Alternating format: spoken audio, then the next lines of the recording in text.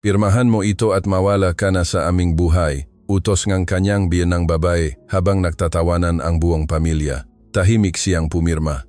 Hindi nila alam na sa pirma na iyon, nawala na sa kanila ang lahat. Hindi ka nga karapat dapat umupo sa upuang iyan. Ang mega salita ni Doña Elena Alcantara ay umiwas sa hangin NG salas na parang isang imbisible na kutsilyo. Ang matanda, na may suot na kwintas na perlas at matigas na tindig, ay tumitingin sa binibini na nakaupo sa harap ng mesa gawa sa narra. Tila ba tinitignan ang isang mansa sa pino at malinis na mantel. Si Maria Clara Mara Reyes ay hindi nagangat ng tingin. Ang kanyang nga kamay ay nakapatong sa mga dokumentong diborsyo, walang kibo, matatag, bagamat sa loob ay ramdam niya na unti-unting gumuguho ang kanyang mundo. Naririnig niya ang pigil na tawanan sa paligid niya. Nararamdaman niya ang matinging punoen pagama na tumutusok sa kanyang likod.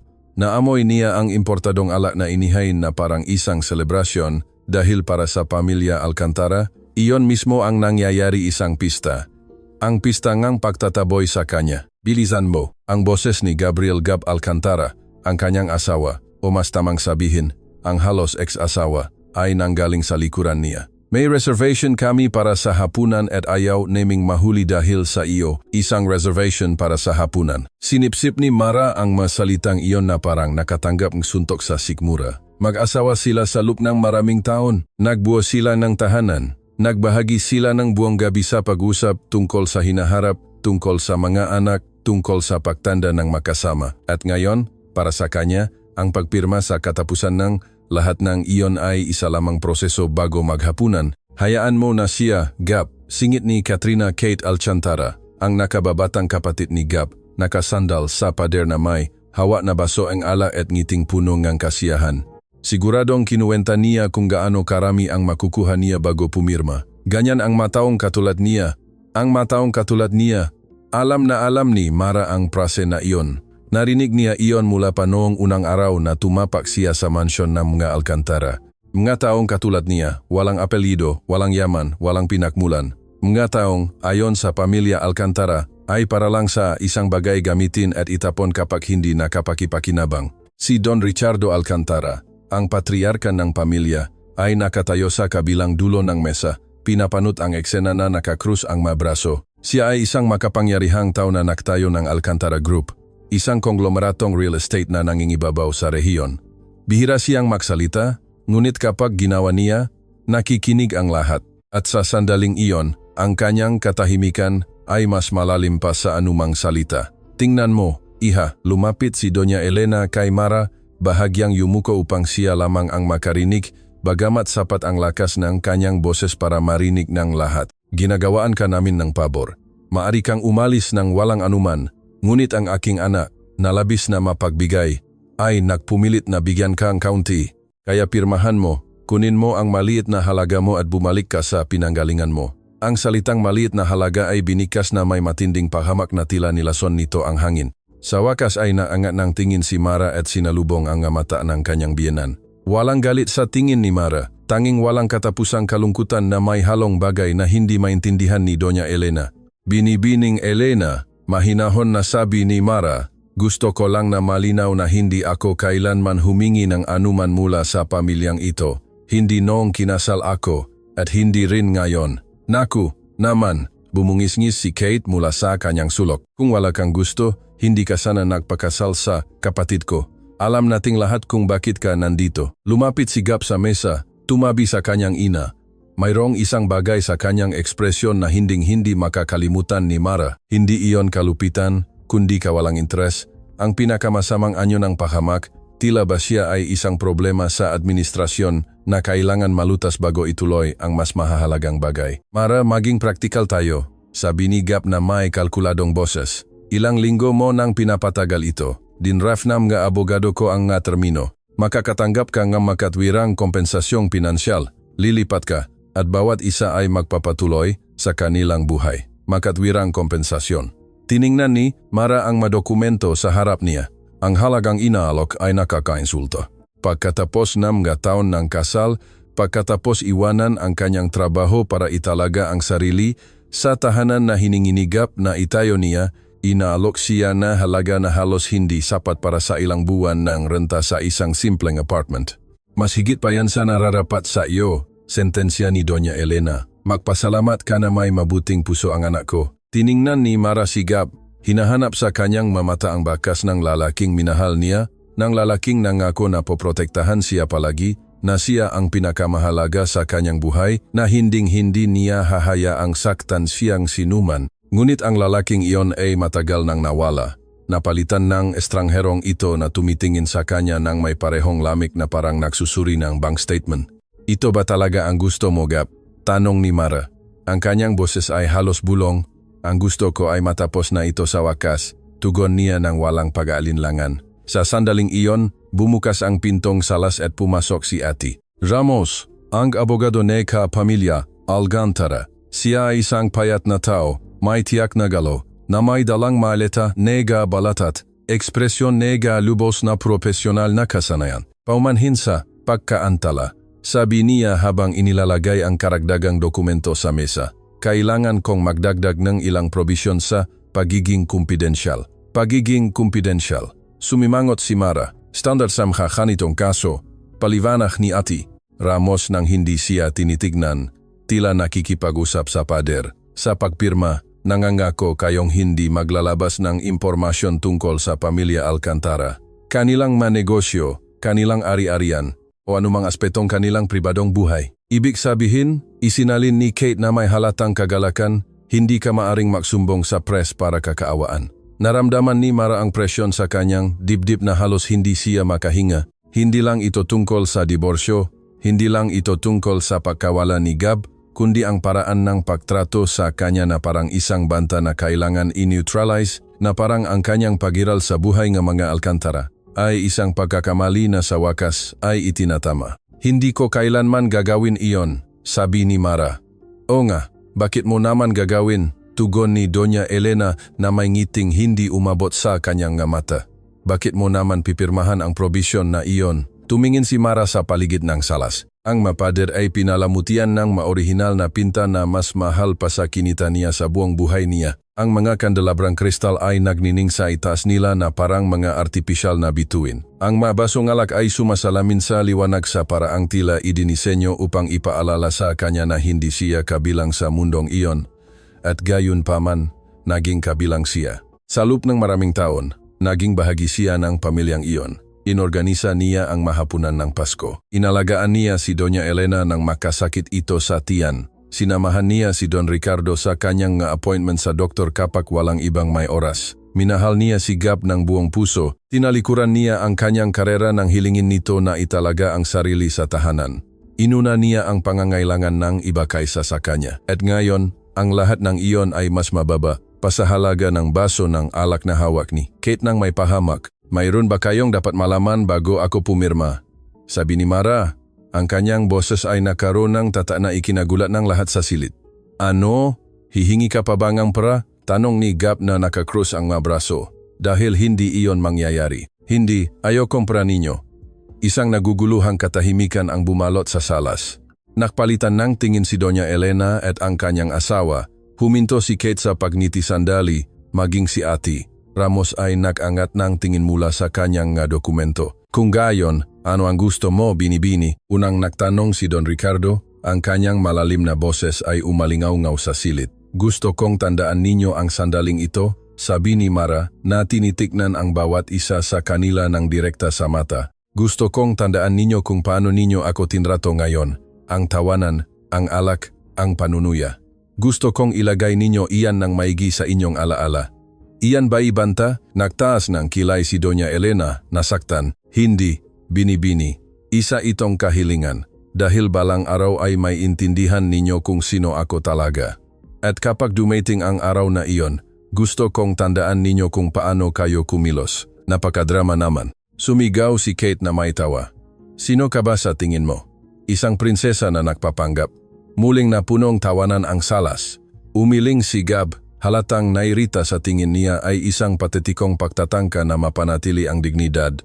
Pirmahan mo na lang, Mara, utos niya. Itigil mo na ang pag-arte. Kinuha ni Mara ang ballpen, hinawakan ito sandali, Tinitignan ang dulo na parang nakakonsentra sa iyon ang lahat ng sakit ng mga taong iyon. Pagkatapos, nang may kapayapaan na ikinagulat ng lahat, pinirmahan niya ang bawat pahina, isa-isa, nang walang pagmamadali, walang nakikitang luha, walang pangingini ang kamay. Nang matapos, dahan-dahan niyang inilagay ang ballpen sa mesa at tumayo. Tapos na, sabi niya, hindi na ako bahagi ng pamilyang ito. Hindi ka naman kailanman naging bahagi. Pagtatapos ni Doña Elena, nagtaas ng kanyang baso ng alak. Mag-toast tayo, pamilya. Sa wakas, malaya na tayo sa pagkakamaling ito.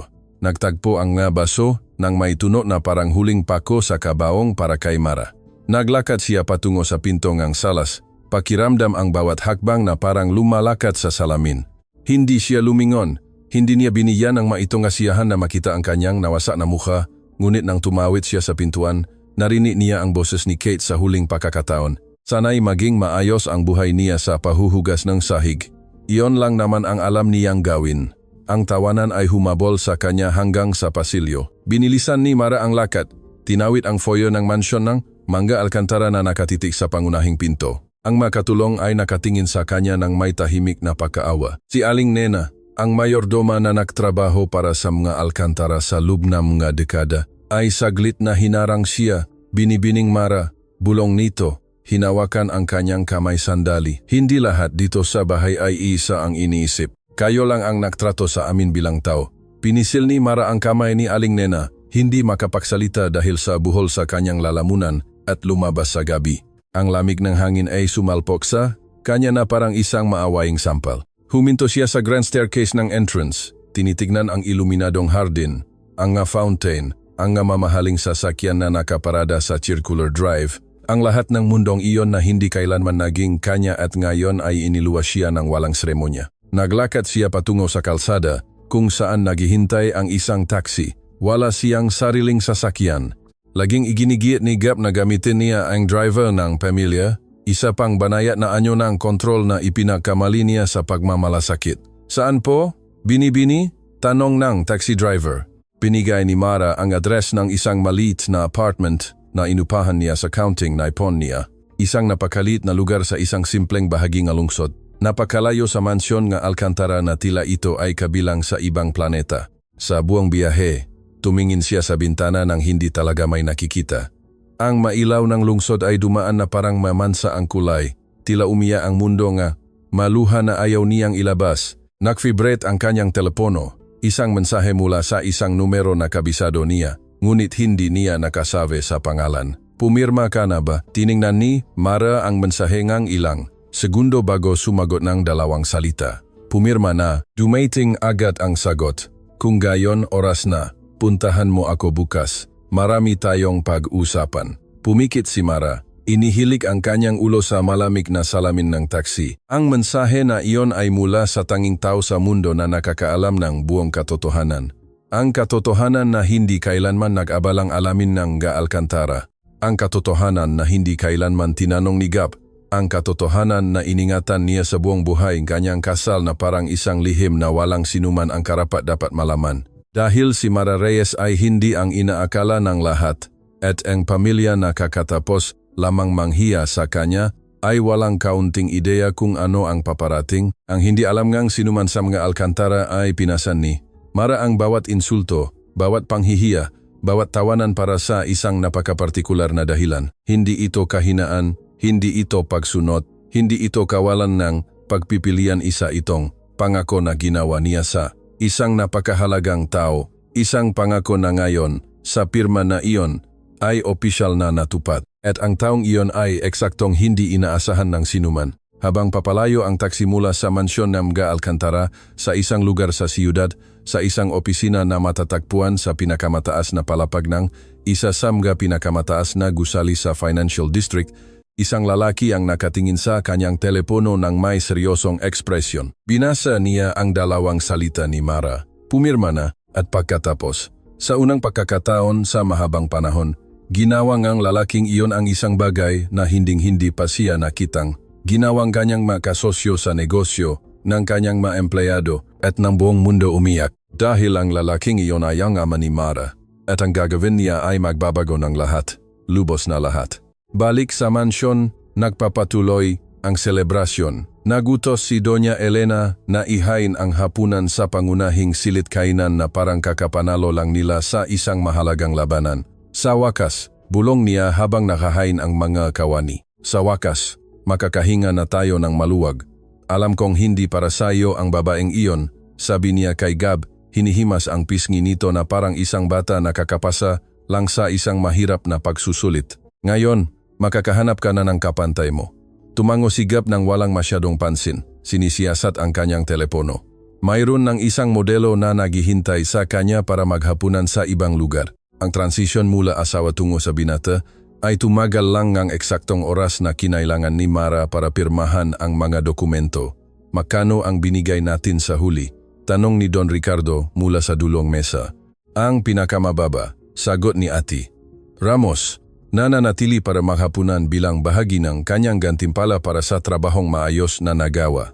Sapat para hindi siya makapagsumbong sa legal na paraan, ngunit sapat na kaunti para maintindihan niya ang kanyang lugar. Perpekto. Tumango si Don Ricardo ng may kasiyahan. Ayaw kong mag-aksaya ng prasama walang saysay na kaso. Muling itinaas ni Kate ang kanyang baso. Nakmumungkahi akong isa pang toast. Para sa mga Alcantara, dahil palagi tayong nananalo. Para sa mga Alcantara, sabay-sabay nilang sabi. Ang hindi nila alam habang nagtatagpo ang kanilang maimportadong baso ng kristal at nagbabati sa isa-isa dahil sa pagtataboy sa nang hihimasok, ay sa mismong sandaling iyon, milya-milya ang layo, isang serye ng mapangyayari ang inilunsat na wawasak sa bawat isa sa kanilang mga katiyakan dahil nagawa silang ang isang fundamental na pagkakamali, ang pinakamasamang pagkakamali na maring gawin ng isang mayabang na pamilya. Hinusgahan nila ang isang tao batay sa kanyang hitsura, ipinakamali nila ang kababaang loob sa kahinaan, inakala nila na ang katahimikan ay pagsunod at malapit na nilang matuklasan sa pinakamarahas na paraan na ganap silang nakamali. Nagpapatuloy ang gabi sa labas, walang pakialam sa mga drama ng tao. Ngunit sa loob ng mansyon ng mga Alcantara, isang invisible na orasan ang nagsimulang bumilang. Nagsimula na ang countdown at kapag umabot sa 0, wala na sa buhay ng mga Alcantara ang babalik sa dati. Ang apartment ni Mara ay kasya sa buong walk-in closet ng mansyon ng mga Alcantara.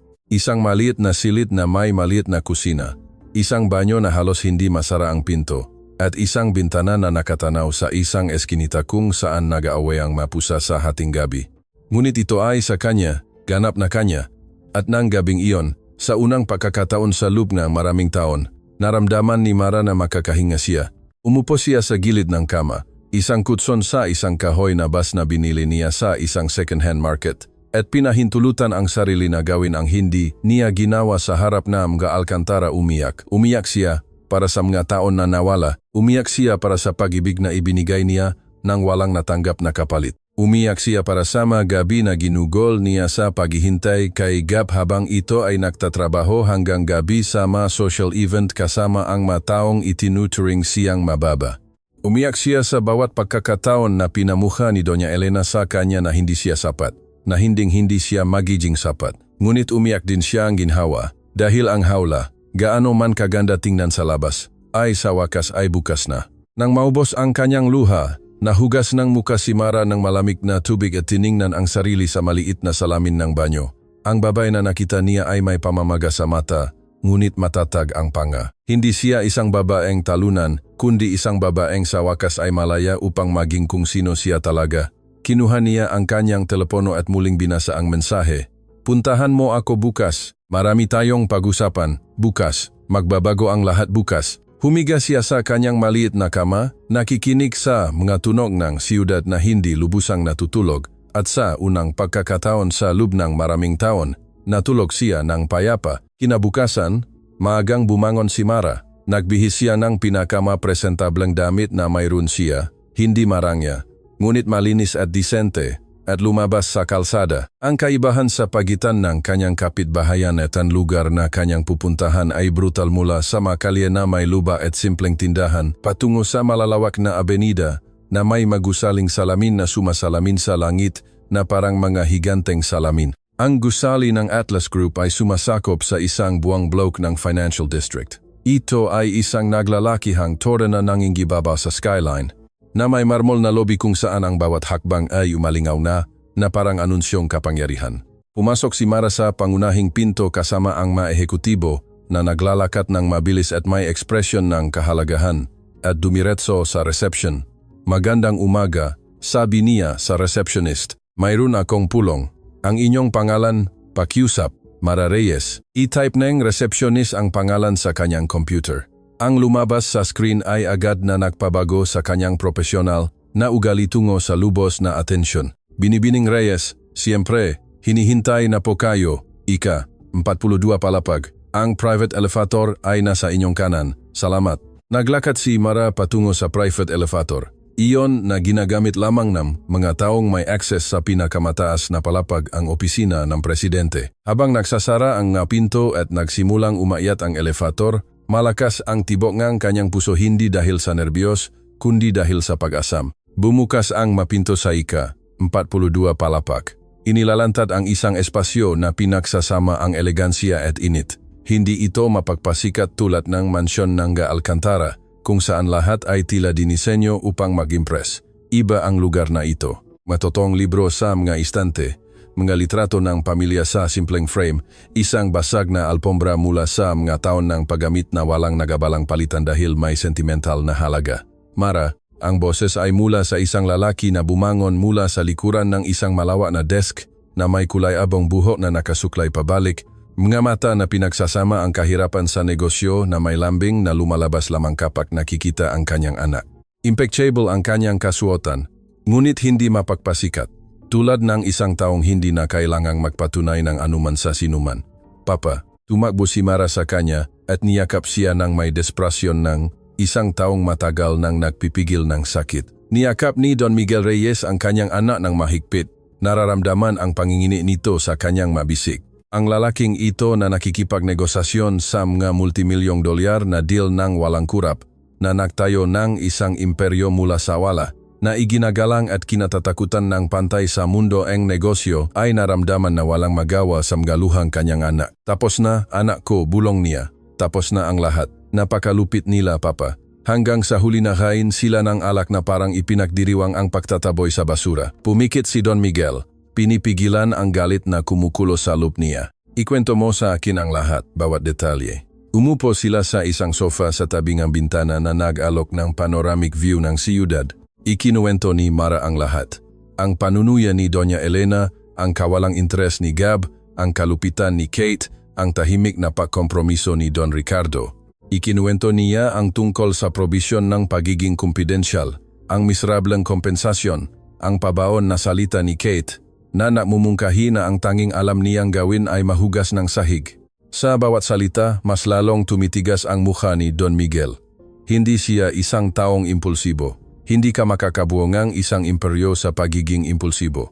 Ngunit mayroong isang bagay sa kanyang mamata na kinikilala ni Mara, ang malamig na determinasyon ng isang taong malapit ng maglipat ng mapiyesa sa isang board na walang ibang makakita. Alam mo ba kung bakit hindi ko kailanman sinabi sa kanila kung sino ka? Tanong ni Mara nang matapos niyang ikuwento ang mga pangyayari. Dahil hiniling ko iyon sa iyo, malungkot na sagot ni Don Miguel.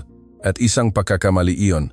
Hindi, Papa, isang pagsubok iyon. Sinabi mo sa akin na kung may nakmamahal sa akin dahil sa sarili ko lang, hindi ko na kailangan malaman ang anuman. At tama ka, hindi ako kailanman minahal ni Gab kung sino ako. Ginamit niya ako bilang dekorasyon kapa akma at itinapon niya ako kapa nakahanap siya na mas mahusay. Napanganga si Don Miguel. Nang ikasal ka kay Gab, pinaimbestigahan ko siya ng discreet. Naalala mo? Naalala ko na humiling ako na huwag mong gawin at sinunod kita. Isa pang pagkakamali, ngunit may natuklasan ako pagkatapos. Nang magsimula kang maging malungkot sa ating magatawag, tiningnan siya ni Mara ng may pagtataka. Ano ang natuklasan mo? Tumayo si Don Miguel at naglakad patungo sa kanyang desk. Binuksan niya ang isang drawer at kinuha ang isang makapal na folder. Inilagay niya ito sa harap ng kanyang anak. Pinahanap ko ang aking research team upang gumawa ng kumpletong pagsusuri sa Alcantara Group. Hindi para sa paghihiganti, kundi para sa proteksyon, upang malaman ng eksakto kung kanino kakasama. Binuksan ni Mara ang folder. Ang nakita niya sa loob ay nagpahinto sa kanyang hininga. Papa, ito ay Ang Alcantara ay hindi ang kanilang pinapakita. Ang kanilang imperyo ay nakatayo sa buhangin. ipinahayag ng madokumento ang isang katotohanan na maingat na inilihim ng pamilya Alcantara. Ang Alcantara Group ay may malalaking utang. Pinababa nila ang halaga ng kanilang ari-arian. Mayroon silang makredito na overdue sa maraming institusyong pinansyal at marami sa kanilang mga subsidiary na kumpanya ay tumatakbo sa pagkalugi na nililihim nila sa pamamagitan ng malikhaing accounting. Bankrupt sila? Tanong ni Mara, pinoproseso ang impormasyon. Hindi pa. Ngunit sila ay nasa bingit na. At heto ang kailangan mong malaman. Itinuro ni Don Miguel ang isang partikular na dokumento. 3 sa kanilang pinakamahalagang kontrata sa pagpapaunlad ng real estate ay nakasalalay sa isang kasosyo sa pinansyal na nanggako sa kanila ng pamumuhunan. Ang kasosyo na iyon ay isang kumpanyang tinatawag na Meridian Investments. At ang Meridian Investments ay isa sa aking mga subsidiary. Hindi gumalaw si Mara. Kasosyo kang Alcantara. Hindi direkta. Nakipagnegosasyon ang Meridian sa kanila sa pamamagitan ng mga intermediary. Walang ideya ang Alcantara kung sino ang nasa likod ng Meridian. Para sa kanila, ito ay simpleng foreign investment fund. Bakit hindi mo kailanman sinabi sa akin ito? Dahil nang matuklasan ko ang koneksyon, ikaw ay kasal pa rin. Hindi ko gustong pahirapan ang nabagay. Ngunit ngayon na pinirmahan mo ang diborsyo, ngayon na wala ng legal na ugnayan sa pagitan mo at ng pamilyang iyon, hinayaan ni Don Miguel na nakabitin sa hangin ang pangungusap. Ano ang gagawin mo, Papa? Tumingin si Don Miguel sa bintana. Ang kanyang refleksyon ay nakapatong sa siyudad na nakalatag sa ibaba. Wala akong gagawin sa ngayon. Una, gusto kong ikaw ang magdesisyon kung ano ang gusto mo. Ano ang gusto mo? Gusto mo bang paghihiganti, katarungan, o gusto mo lang na magpatuloy sa iyong buhay? Maingat na pinag-isipan ni Mara ang tanong. Ang maimahing nakaraang gabi ay dumaan sa kanyang isip na parang isang pelikula na inuulit. Ang tawanan, ang alak, ang insulto, ang mukha ni Doña Elena na punong pagamak, ang kawalang interes ni Gab. Ayokong paghihiganti, sabi niya sa huli, ngunit gusto kong katarungan hindi para sa pera, kundi dahil ang ginawa nila sa akin ay mali, at kung walang kahihinatnan, patuloy silang gagawa ang ganito sa ibang tao. Dahan-dahang tumango si Don Miguel, iyan ang aking anak, hindi paghihiganti, kundi katarungan, at katarungan mismo ang kanilang matatanggap. Pero Papa, ayoko na sirain mo ang sinuman. Ayoko maging katulad nila.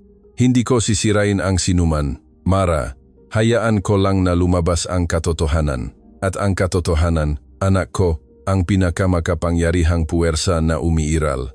Sa sandaling iyon, bumukas ang pinto ng opisina at pumasok ang isang babae na halos 40 anyos, eleganteng ngunit approachable, na may hawak na electronic tablet at expression na pinagsasama ang kahusayan at empatiya.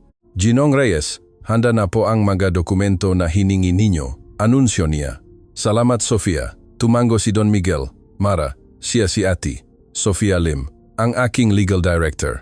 Sofia, ang aking anak, ikinagagalak kong makilala ka sa wakas. Ngumiti si Sofia ng may init, palaging ikinukwento kayo ng inyong ama. Si Sofia ay nagtatrabaho sa isang mahalagang bagay, paliwanag ni Don Miguel. Ikwento mo sa kanya. Umupo si Sofia, pinuksan ang kanyang tablet. Mara, ang nga dokumento ng diborsyo na pinirmahan mo kagabi ay may ilang legal na irregularidad. Irregularidad? Namutla si Mara. Ang provision sa pagiging confidential ay mapang-abuso at malamang na hindi makatayo sa isang legal na hamon. Ang kompensasyong pinansyal ay mas mababa pa sa nararapat mong matanggap pagkatapos ng mataon ng kasal. At may isang nakatagong probisyon sa pahina 12 na nagpipilit sa iyo na talikuran ang anumang claim sa hinaharap sa mga ari-arian na nakuha sa panahon ng kasal. Hindi ko nakita ang probisyon na iyon, namutla si Mara. Eksakto. Dinisenyo ito para hindi mo makita. Kilala si Ati. Ramos sa ganitong uring taktika. Ano ang ibig sabihin nito para sa akin? Ibig sabihin nito, mayroon tayong maraming opsyon. Umupo si Don Miguel sa tabi ng kanyang anak, ngunit wala tayong gagawin na ayaw mo, Mara. Ito ang iyong buhay, ang iyong desisyon. Gusto ko lang na malaman mo na hindi ka nag-iisa. Hinding-hindi ka nag-iisa. Tiningnan ni Mara ang kanyang ama, si Sofia, at pagkatapos ay muli ang dokumento sa folder na naglantat sa kahinaan ng imperyo nga Alcantara. Isang linggo na ang nakaraan. Naramdaman niya na siya ang pinakamag-isa sa mundo. Ngayon, nakaupo sa ika, 42 palapag ng Atlas Group, napagtanto niya ang isang bagay. Hindi siya nag-iisa. Ang kanyang ama ay nandun sa lahat ng oras tahimik, nahihintay. Ginagalang ang kanyang nga desisyon. Bagamat hindi siya sumasang-ayon sama ito, pinoprotektahan siya mula sa anino ng hindi niya alam. Bakit hindi mo ako kailanman pinuntahan? Tanong niya. Muling nagbabalik ang maluha. Sa lahat ng mataon na hindi ako masaya sa mga Alcantara, bakit hindi ka dumating? Ang tanong ay sumalpok kay Don Miguel na parang martilyo sa dibdib. Inalis niya ang kanyang salamin at pinunasan ang kanyang mamataisang kilos na kinikilala ni marabilang paraan niya ng pagpigil sa emosyon. Dahil hiniling mo sa akin na hayaan kang mamuhay sa iyong buhay. Sagot niya sa naugat na boses. Sinabi mo sa akin na kailangan mong patunayan na maari kang maging masaya nang walang pera ko, nang walang pangalan ko, nang walang proteksyon ko, at iginagalang ko iyon, bagamat dinudurog ako sa loob sa bawat pagkakataon na naririnig ko ang kalungkutan sa iyong boses. Papa, hindi mo ba alam kung ilang beses akong muntik nang pumunta sa mansyon na iyon at sabihin sa pamilyang, iyon kung sino ako talaga? Ilang beses kong gustong bilhin ang lahat ng mayroon sila at iwanan sila sa lansangan, pero may tinuro ka sa akin, Mara. Ano? Na ang tunay na pag-ibig ay iginagalang ang maga-desisyon ng isa't isa kahit na masakit, na ang pagprotekta sa isang tao ay hindi palaging nangangahulugang paglutas ng kanilang nga problema, kundi ang pagiging nandun kapag kailangan nila ngang suporta. Niyakap ni Mara ang kanyang ama muli at sa pagkakataong ito, iba ang mga luha. Hindi ito dahil sa sakit o ginhawa, kundi sa pasasalamat na mayroon siyang nagmamahal sa kanya ng sapat upang hayaan siyang makamali at naroon kapag kailangan niyang bumangon. Kung gayon, sabi ni Don Miguel nang magiwalay sila, pinunasan ng diskreto ang kanyang mata. Ano ang gagawin natin? Tumayo si Mara ng tuwid sa sofa. Ang kanyang postura ay bahagyang nagbago. Hindi na siya ang babaeng nakayuko na pumirma ng mga dokumento habang iniinsulto siya. Siya ang anak ni Don Miguel Reyes at sa unang pagkakataon sa loob ng maraming taon, handa siyang kumilos bilang ganun. Una, sabi niya ng may matatak na boses, gusto kong malaman ang lahat tungkol sa sitwasyong pinansyal ng mga Alcantara. Bawat utang, bawat kontrata, bawat kahinaan. Tumango si Sofia, binubuksan ang file sa kanyang tablet. Pangalawa, patuloy ni Mara, gusto kong suriin natin ang bawat provision ng diborsyong iyon. Kung may mairregularidad, gusto kong itama ang mga ito sa legal na paraan. Nasa proseso na kami niyan, kumpirma ni Sofia. At pangatlo, huminto si Mara. Tinitignan ang kanyang ama ng direkta sa mata. Gusto kong matuklasan ng Alcantara ang katotohanan hindi para sirain sila, kundi para maintindihan nila na ang taong hinamak nila ay mas mahalaga kaysa sa kanilang inakala. Ngumiti si Don Miguel sa unang pagkakataon sa pulong na iyon. Hindi ito ngiting ang kasiyahan o paghihiganti. Ito ay ngiting ang isang mapagmataas na ama. Iyan ang aking anak. Sofia, ulit niya. I-activate ang protocol. Oras na para makilala ng pamilya Alcantara si Don Miguel Reyes. Tumango si Sofia na may expression na nagmumungkahi na matagal na niyang hinihintay ang utos na iyon. Nang buong puso, Gino, habang sa ika-42 palapag na Atlas Group, ay binubuo ang isang estratehiya na magbabago sa kapalaran ng ilang pamilya sa mansyon ng Alcantara. Ang buhay ay nagpatuloy ng may kayabangan tulad ng dati. Nagalmusal si Doña Elena sa hardin habang binabasa ang isang socialite magazine kung saan lumabas ang isang larawan ng pamilya sa isang charity event kamakailan. Si Gab ay umalis na, malamang para makipagkita sa kanyang bagong nobya. Si Kate ay naktitrinem kadamit para sa isang party sa weekend. Sinusuri ni Don Ricardo ang mga financial report sa kanyang pag-aral. Ang kanyang kunotno ay nagpapakita ng mga alalahanin na hindi niya ibinabahagi sa sinuman. Wala sa kanila ang may kaunting ideya na ang babae na pinagpaalaman nila ng may alak at panunuya kagabi ay ang anak na lalaki na literal na sumusuporta sa kanilang imperyo sa pananalapi. Wala sa kanila ang nag-isip na bawat kontrata na nagpapanatili sa kanila ay nakasalalay sa isang pirma na tumutugon kay Don Miguel Reyes. At wala sa kanila ang nahihinala na ang paparating na bagyo ay magpapayanig sa lahat ng kanilang kilala ang kanilang mansyon, ang kanilang estado, ang kanilang kayabangan hanggang sa mapundasyon. Ang invisible na orasan ay patuloy na bumibilang at ang mga Alcantara ay patuloy na nagdiriwang, ganap na walang kamalay-malay sa katotohanan na hinamak nila ang maling tao sa pinakamaling oras. Ang unang palatandaan na mayroong mali ay dumating sa mansyon ng mga Alcantara sa pinaka hindi inaasahang paraan sa pamamagitan na tawag sa telepono na natanggap ni Don Ricardo habang nag-aalmusal. Parang kinansela ang credit line, ang kanyang boses na karaniwang kontrolado ay tumaas ng sapat para ibaba ni Doña Elena ang kanyang magazine at tumingin sa kanya ng may alarma mula sa kabilang dulo ng mesa. Nakikinig si Don Ricardo na unti-unting namumutla ang mukha. Sa kabilang linya, ipinapaliwanag ng direktor ng Bangko ng Pasipiko na ang pangunahing credit line ng Alcantara Group ay pansamantalang sinuspinde dahil sa isang re-evaluation ng risk. Hindi ito katanggap-tanggap. Ungol ni Don Ricardo. Pinisil ang tinidor ng napakalakas na namutla ang kanyang mabuko. Dekada na tayong nakikipagtrabaho sa inyo. Anong re-evaluation iyan? Don Ricardo, nang may buong paggalang, ang manumero mismo ang nagsasabi. Ang aming risk department ay nakakita ng mga inconsistency sa inyong huling financial reports.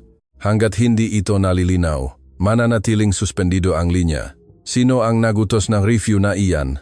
Sandali siyang tumahimik. Ang impormasyon na iyan ay kumpidensyal, Gino. Ibinaba ni Don Ricardo ang telepono ng may lakas na nagpayanik sa porselana ng almusal sa mesa. Ang kape ay natapon sa may burdang mantel na dinala ni Doña Elena mula sa Europa, ngunit sa unang pagkakataon, hindi siya nag-abalang alalahanin ang mansa. Ang ekspresyon ng kanyang asawa ang mas mahalaga. Ano ang nangyayari? Emilio, wala namang hindi ko kayang lutasin, sagot niya sa parehong pras na hinagamit niya sa tuwing may nagbabanta sa pabalat ng pagiging perpekto na pinapanatili ng mga Alcantara sa mundo. Ngunit sa pagkakataong ito, ang prase ay narinig na walang laman, tulad ng isang pangako na ginawa ng isang taong hindi na naniniwala dito dahil hindi doon huminto ang manatawag. Bago maktanghali, nagsimulang pumutok ang mundo ng mga Alcantara sa lahat na panig. Isang supplier ng materyales sa konstruksyon ang nagkansela ng isang mahalagang kontrata na binanggit ang mabago. Isang audit firm na hinagamit ng mga Alcantara sa loob ng maraming taon ang nag-anunsyo na hindi na ito makapagpapatuloy sa pagbibigay ng serbisyo dahil sa conflict of interest. At ang bangko kung saan nila inilalagay ang kanilang personal na account ay humiling ng karagdagang dokumentasyon para sa isang rutinang transaksyon na karaniwan ay pinoproseso ng walang tanong. Bawat tawag ay parang isang domino na bumabagsak at bawat domino ay nagpapatumba sa kasunod. Ano ang nangyayari? Sumugot si Gab sa opisina ng kanyang ama na may gusot pa ring blazer mula sa nakaraang gabi dahil nakatanggap siya ng ilang nakakaalarmang tawag mula sa magkontak sa mundong negosyo. Kinansela ni Eduardo Villanueva ang business lunch namin. Sabi niya mas gusto niyang hintayin na lumino ang mga bagay. Anong mga bagay, Papa? Hindi agad sumagot si Don Ricardo. Nakaupo siya sa likod ng kanyang desk, napapalibutan ng mga papeles na kanyang kinakalikot ng frantic sa loob ng nakaraang maoras. Maluwag ang kanyang kurbata. Bukas ang unang butones na ang kanyang kamisa. Maliliit na detalye na sa isang lalaking tulad ni Don Ricardo Alcantara ay katumbas ng sigaw ng desperation. May gumagalaw laban sa atin, sabi niya sa wakas. Hindi ko alam kung sino, pero may kapangyarihan siyang impluensyahan ang mga bangko, supplier at auditor ng sabay-sabay. Isang kalaban, walang kalaban ang may ganong saklaw. Iba ito, mas malaki. Muling bumukas ang pinto ng opisina. Pumasok si Kate na may telepono sa kamay at ekspresyon na hindi pamilyar sa kanyang pamilya. Totoong takot. Papa, kinansela lang ang supplementary credit card ko. Yung sa bangko, sabi nakablock daw para sa review ng account. Ako rin. Lumabas si Doña Elena sa likod ni Kate. Hawa ang kanyang sariling telepono na parang ito ay isang nakalalasong hayop. Sinubukan kong bumili at tinanggihan. May ideya ba kayo kung gaano iyon nakakahiya? Tiningnan ako ngang sales lady na parang ako ay hindi. Niya natapos ang pangungusap, ngunit naintindihan ng lahat. Tiningnan siyang sales lady tulad ng pagtingin ni Doña Elena, kay Mara na parang isang taong hindi kabilang. Kailangan kong tumawag. Tumayo si Don Ricardo.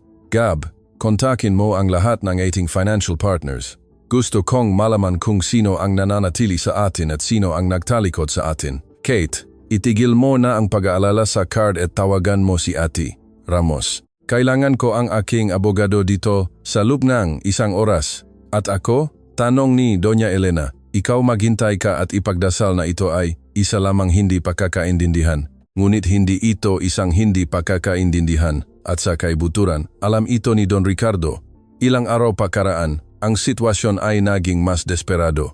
Dumating si Ati Ramos sa mansyon na may balisang mukha. Dala ang kanyang maleta na tila may dalang hatol. Don Ricardo, mayroon tayong malubhang problema. Anunsyo niya ng walang pasintabi. Bumagsak sa isang upuan nang hindi naghihintay ng imbitasyon, isang bagay na hindi niya kailanman ginawa. Isa pa, sabihin mo, nakakuha akong legal na abiso mula sa isang kumpanya na kumakatawan kay Mara Reyes. Ang pangalan ay bumagsak sa silid na parang bato sa isang tahimik na lawa. Kumalat ang alon, humipo sa bawat taong naroon. Mara, bumungis-ngis si Doña Elena ng nerbyoso na mas tunok reklamo.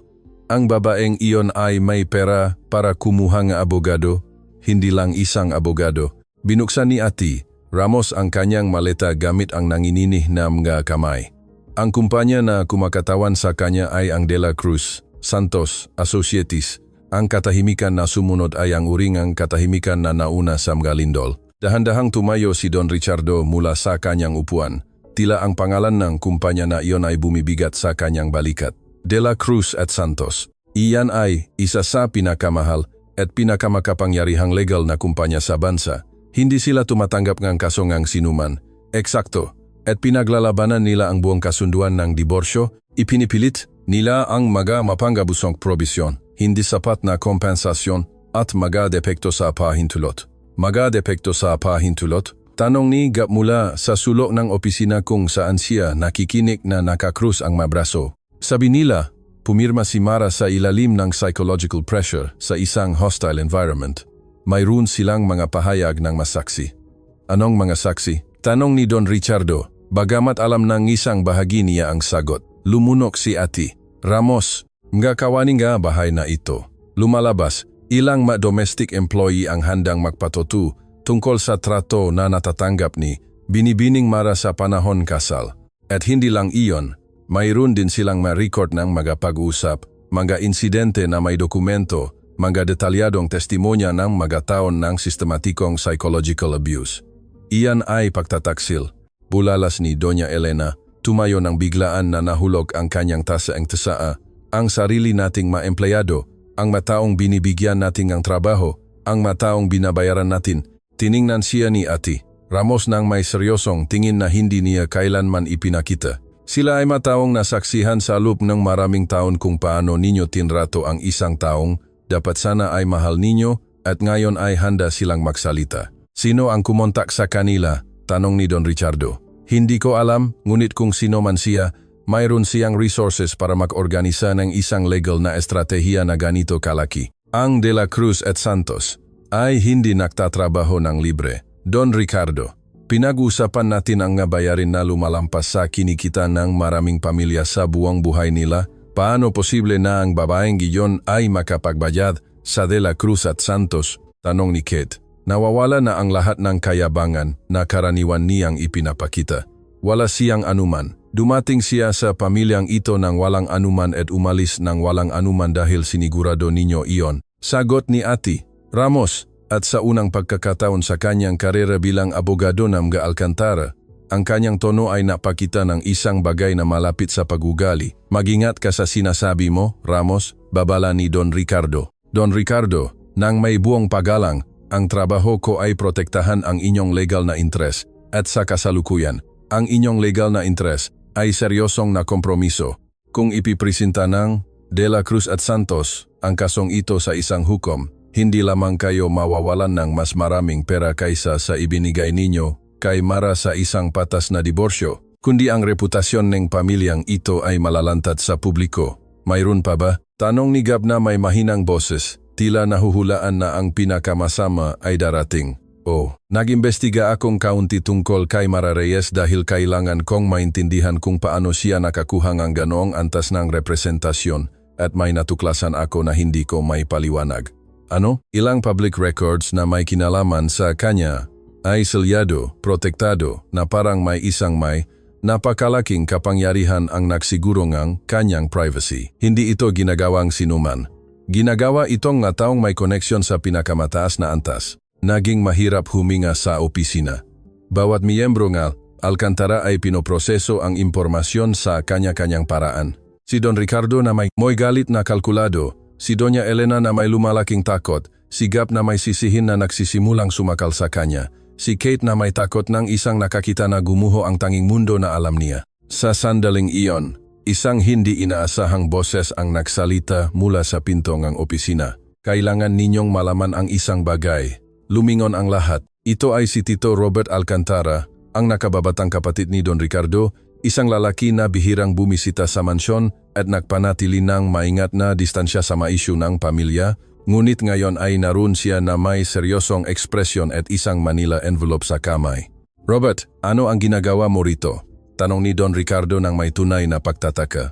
Dumating ako dahil ilang araw ko nang iniimbestigahan kung sino ang nasa likod ng lahat ng nangyayari sa inyo. Ang ma-frozen credits, ang ma-supplier na umaatras, ang maalingaungaw sa merkado lahat ay galing sa isang source. Umupo siya nang hindi naghihintay ng imbitasyon, binuksan ang envelope at kinuha ang ilang dokumento na inilagay niya sa desk ng kanyang kapatid. Tingnan ninyo ito. Bawat galaw sa financial laban sa Alcantara Group ay isinagawa ng may surgical precision. Hindi ito galit na kalaban o kasosyo na nagtaksil. Ito ay isang taong may kapangyarihang paandarin ang bangko, audit firms, at supply chains sa isang tawag lamang. Sino ang may ganong kapangyarihan? Tanong ni Doña Elena. Bagamat ang kanyang boses ay nagpapahiwatig na ayaw niyang marinig ang sagot. Isang lalaki lang ang kilala ko sa bansang ito na kayang gawin ang ganyan. Tiningnan ni Robert ang kanyang kapatid ng direkta, si Don Miguel Reyes. Ang pangalan ay sumabog sa silid na parang isang tahimik na bomba. Kumapit si Don Ricardo sa gilid ng kanyang desk. Bumagsak si Doña Elena sa pinakamalapit na sofa. Ang kanyang kuwintas na perlas ay biglang bumigat sa kanyang lig. Ipinikit ni Gab ang kanyang mata na parang nakatanggap ng pisikal na suntok. Binuksan ni Kate ang kanyang bibig, ngunit walang lumabas na tunog. Don Miguel Reyes. Inulit ni Don Ricardo ang pangalan na parang bawat pantig ay sumusunog. Ang Don Miguel Reyes na Atlas Group ang parehong may-ari ng isa sa pinakamalaking yaman sa kontinente. Ang lalaki na kayang bumili at magbenta ng magumpanya tulad ng sa atin bago pa mag-almusal. At ano ang kinalaman ni Don Miguel Reyes sa atin? Tanong ni Doña Elena, kumakapit sa huling pag-asa na ang lahat ay nagkataon lamang. Tiningnan sila ni Robert isa-isa bago bigkasin ang mga salita na magbabago ngang lahat. Si Mara Reyes ay hindi lang basta Mara Reyes. Siya ang anak ni Don Miguel Reyes. Kung dati ay tahimik, ngayon ay walang laman. Isang ganap na kawalan kung saan ang makatiyakan, ang pagmamataas, ang kayabangan, at ang pagiging superior ng mga Alcantara ay naglaho na parang tubig sa disyerto. Si Gab ang unang nag-react. Binitawan niya ang sarili sa isang upuan. Ang kanyang binti ay hindi kayang suportahan siya. Ang maimahe ay dumaloy sa kanyang isip ng napakabilis. Si Mara na dumarating sa mansyon na may simple niyang damit. Si Mara na nagtataglay ng mga insultong kanyang ina ng may tahimik na dignidad. Si Mara na pumipirma ng mga dokumento habang nagtatawanan ang lahat. Si Mara na naglalakad patungo sa pinto ng hindi lumingon. Ang kanyang asawa, ang anak na pinakamakapangyarihang lalaki na kailanman nakilala nila, at pinabayaan niya itong umalis na parang nagtapon ng ginamit na panyo. Hindi mangyayari. Bulong ni Doña Elena, inulit ang prase na parang isang walang saysay na mantra. Hindi mangyayari. Hindi mangyayari. Paano hindi natin napansin? Tanong ni Kate. Ang kanyang boses ay halos hindi marinig. Paano ito posible? Dahil hindi ninyo kailanman naisip na magtanong, sagot ni Robert ng may katapatan na nakakasakit. Inakala ninyo na mahirap siya, walang halaga mapapalitan. Kailanman ba tinanong ninyo siya tungkol sa kanyang pamilya, tungkol sa kanyang ama, tungkol sa kanyang kasaysayan? Ang katahimikan ang pinakamalinaw na sagot. Hindi siya kailanman nakwento tungkol sa kanyang ama, bulong ni Gab. Sa lahat ng taon naming makasama, hindi niya kailanman binanggit ang kanyang ama. Inakala ko na wala siya o na siya ay isang walang kabuluhang tao. At hindi mo kailanman tinanong, tiningnan siya ni Robert ng may halong awa at pagkadismaya. Hindi ko kailanman pinansin, pagtatapat ni Gab. At sa pagdinig ng kanyang sariling maksalita, naramdaman niya na bawat isa ay isang bato na bumabagsak sa kanyang dibdib. Hindi niya kailanman pinansin ang kasaysayan ng kanyang asawa, ang kanyang pamilya, ang kanyang mapangarap, ang kanyang sakit. Hindi niya kailanman pinansin ng sapat, pues ngayon, pinapansin na ninyo, sabi ni Robert, dahil si Don Miguel Reyes ay may daliri sa batan na kayang sirain ang lahat ng mayroon kayo. At isinasaalang-alang kung paano ninyo tinrato ang kanyang anak, mayroon siyang lahat ng moral na karapatan na pindutin iyon. Ano ang gagawin natin? Tanong ni Don Ricardo. At sa unang pagkakataon sa alaala ng lahat na naroon, ang kanyang boses ay naging maliit, marupok tulad ng boses ng isang lalaki na kakakatuklas lang na ang lupa. Sa ilalim ng kanyang mapa ay salamin at palagi itong ganun. Kailangan ninyong makipausap kay Mara, sabi ni Robert, at kailangan ninyong gawin iyon nang may tunay na kababaang loob, hindi ang kababaang loob ng isang taong gustong iligtas ang kanyang pera, kundi ang kababaang loob ng isang taong kumikilala na siya ay nakamali. Kababaang loob? Inulit ni Doña Elena ang salita na parang ito ay isang banyagang wika at sa isang kahulugan. Para sa kanya, ganun nga. Hindi niya kailanman ginawa ang kababaang loob. Hindi niya kailanman kinailangan iyon.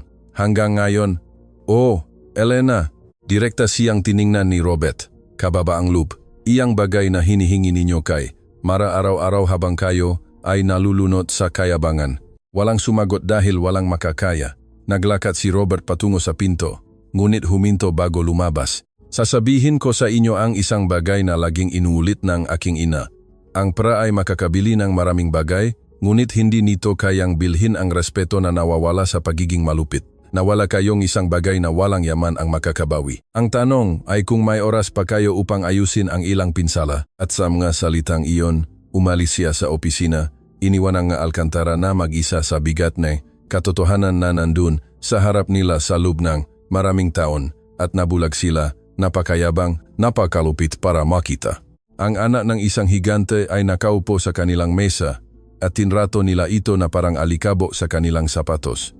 Nang gabing iyon, sa unang pagkakataon sa kasaysayan ng mansyon ng mga Alcantara, walang kumain, walang nagsalita, walang nagbukas ng ilaw sa hardin, at walang nagay ng alak. Ang mansyon na laging nagniningning na parang isang parolangang yaman at kapangyarihan ay nagdilim. At sa dilim na iyon, bawat miyembrong Alcantara ay hinarap ang isang bagay na iniwasan nila sa buong buhay nila, ang katotohanan kung sino talaga sila kapag walang nakatingin. Ang sagot ay nagpagulo sa kanilang sikmura. Ang kumpirmasyon ay dumating sa pinakamasamang paraan para sa mga Alcantara. Si Don Ricardo, sa isang gawa ng desperasyon na salungat sa lahat ng kanyang pag-iingat sa negosyo, ay umupa ng isang pribadong investigador upang beripikahin ang koneksyon sa pagitan ni Mara at Don Miguel Reyes. Dumating ang resulta sa loob lamang ng ilang oras. Mga litrato ni Mara na pumapasok sa gusali ng Atlas Group, tinatanggap ng security personnel na nagpapakita ng lubos na paggalang at sumasakay sa private elevator na nagdadala lamang sa isang lugar, ang opisina NG Presidente. Siya nga po, kumpirma ngang investigador sa telepono. Si Mara Reyes ang anak ni Don Miguel Reyes. Beripikado namin sa 3 independenteng source. Inilagay ni Don Ricardo ang litrato sa kanyang desk at ipinatawag ang pamilya. Hindi na kailangan pang magpaliwanag, ang malarawan ay nagsasalita para sa kanilang sarili. Tiningnan ni Gap ang maito na parang nanonood ng eksena ng sarili niyang pagkawasak.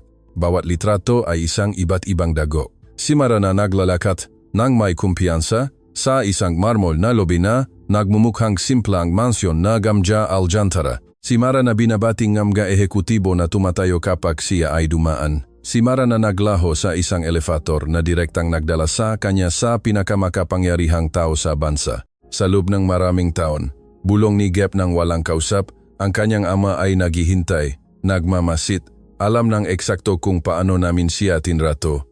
"Huwag mong isipin iyan ngayon," putol ni Don Ricardo, bagamat hindi rin niya mapigilang isipin iyon. "Kailangan nating kumilos." "Kumilos? Paano?" tanong ni Kate na may nangingini na boses. "Ano ang sasabihin mo sa anak ni Don Miguel Reyes pagkatapos mo siyang ihain ng alak para ipagdiwang ang kanyang panghihiya?" Ang tanong ay nakabitin na parang lason na walang panlunas. Kailangan nating makipag-usap sa kanya. Diretsong desisyon ni Don Ricardo nang walang intermediary. "Gap, ikaw ang kanyang asawa. Ikaw ang dapat mauna." "Ako," bumungis-ngis si Gap ng mapait. "Ako rin ang hindi natanggol sa kanya ni minsan sa mga taon ng kasal.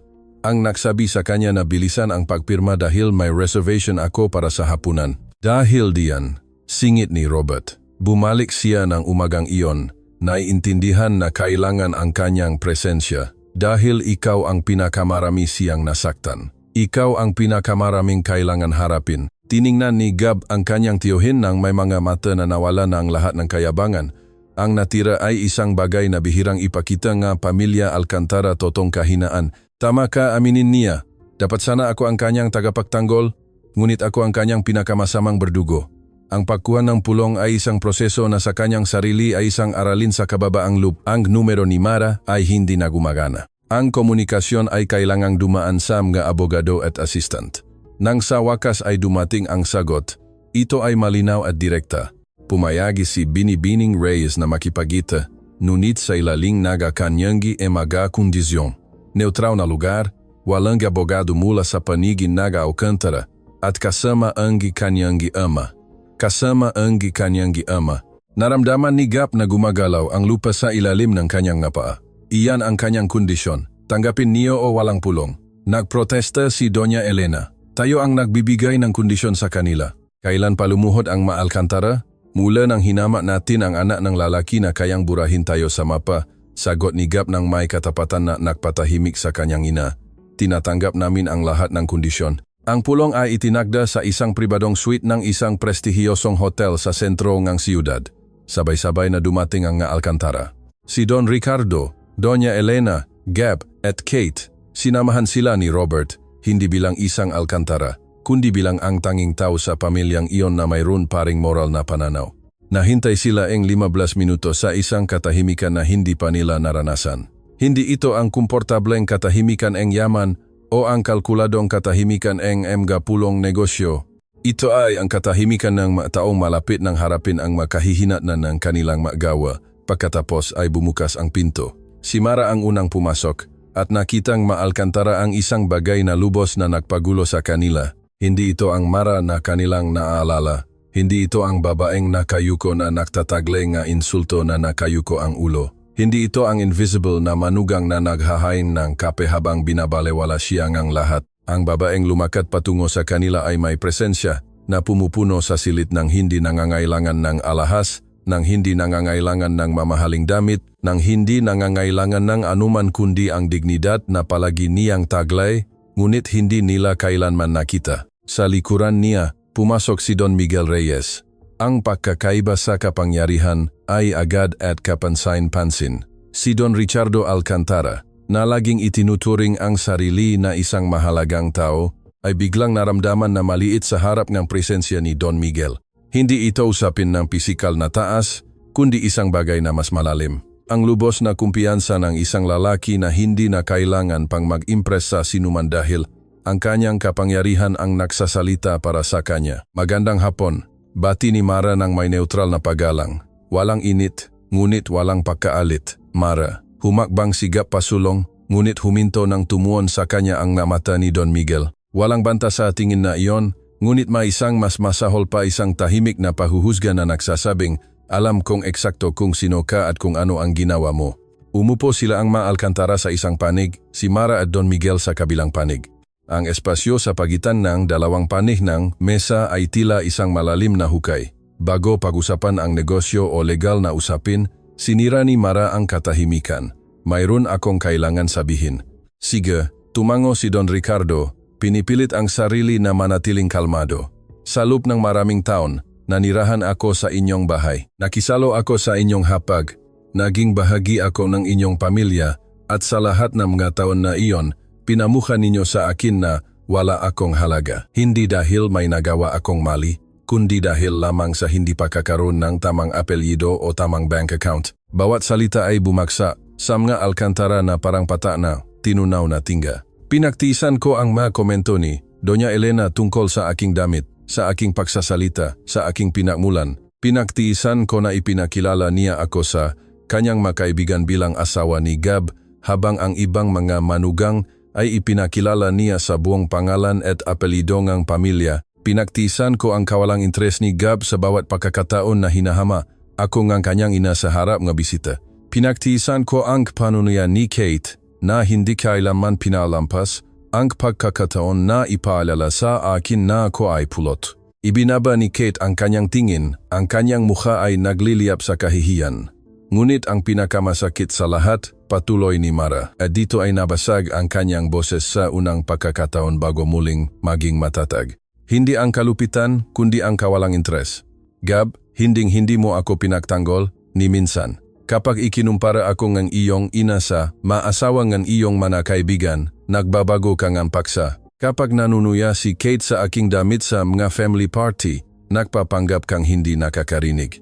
Ako ang iyong asawa, at tinrato mo ako na parang isang hindi komportableng kasangkapan na hindi mo maibalik sa tindahan. Naramdaman ni Gab ang bawat salita na parang talim na humiwa sa mga sugat na siya mismo ang nagdulot. At ang pinakamasama ay hindi niya may pagtanggol ang kanyang sarili dahil ang lahat ay totoo. Lubos na totoo. Maaari ko sanang pinigilan ito anumang oras, patuloy ni Mara. Isang tawag lamang sa aking ama at ibang iba sana ang mabagay. Ngunit hindi ko ginawa dahil gusto kong maniwala na ang pag-ibig ay maaring manalo laban sa pagtatangi. Nasa huli ay, tatanggapin ninyo ako kung sino ako. Hindi kung sino ang aking ama. At bakit mo kami sinasabihan ngayon? Tanong ni Don Ricardo, hindi sa paghaharap kundi sa tunay na pangangailangan na maintindihan. Dahil ngayon na hindi na ako bahagi ng pamilyang ito, kailangan ninyong marinig ang katotohanan hindi para sirain kayo, kundi para maintindihan ang isang bagay na hindi ninyo kailanman itinuro ng inyong pera. Ano yon? Na ang pagalang ay hindi dapat nakasalalay sa kung gaano karaming pera ang mayroon ang isang tao. Tinitrato ninyo ako bilang mababa dahil inakala ninyo na mahirap ako. At kung totoo man iyon, sapat ba iyon upang bigyang katwiran ang paraan ng pagtrato ninyo sa akin? Karapat-dapat bang hamakin ang isang taong walang pera sa hapagkainan ng Pasko? Karapat-dapat bang ihainan siya ngalak upang ipagdiwang ang kanyang pagtataboy? Ang tanong ay nakabitin na parang isang hindi matatawarang sentensya. At ang katahimikan ng mga Alcantara ang pinakamatapat na pagtatapat na nagawa nila sa kanilang buhay. Unang nagsalita si Don Miguel mula nang sila ay umupo. Diretso ako, Ginoong Alcantara, dahil mahalaga ang inyong oras at ang akin. Tumango si Don Ricardo, inihahanda ang sarili sa pinakamasama. Ang Meridian Investments ay akin. Ang 3 kontrata na sumusuporta sa inyong pangunahing proyekto ay nakasalalay sa aking kapital. Ang credit line na na-freeze ninyo ay dahil sa aking impluensya. Ang mga supplier na umatras ay ginawa, iyon dahil ang aking mama kumpanya ang kanilang pangunahing customer at iminungkahi ko sa kanila na re-evaluate ang kanilang mga asosasyon. Bawat pagbubunyag ay parang pagbagsak ng mga pader ng isang kuta na inakalang hindi masisira. Kaya kong sirain ang Alcantara Group sa loob lamang ng ilang araw, patuloy ni Don Miguel nang hindi binabago ang kanyang tono. At mayroon akong lahat ng moral na karapatan na gawin iyon pagkatapos ng ginawa ninyo sa aking anak sa loob ng maraming taon. Ginoong Reyes, sinubukan ni Don Ricardo na magsalita, ngunit hindi ko iyon gagawin. Ang sorpresa ay nakita sa bawat mukha ng Alcantara. Maging si Mara ay tumingin sa kanyang ama ng may pagkalito.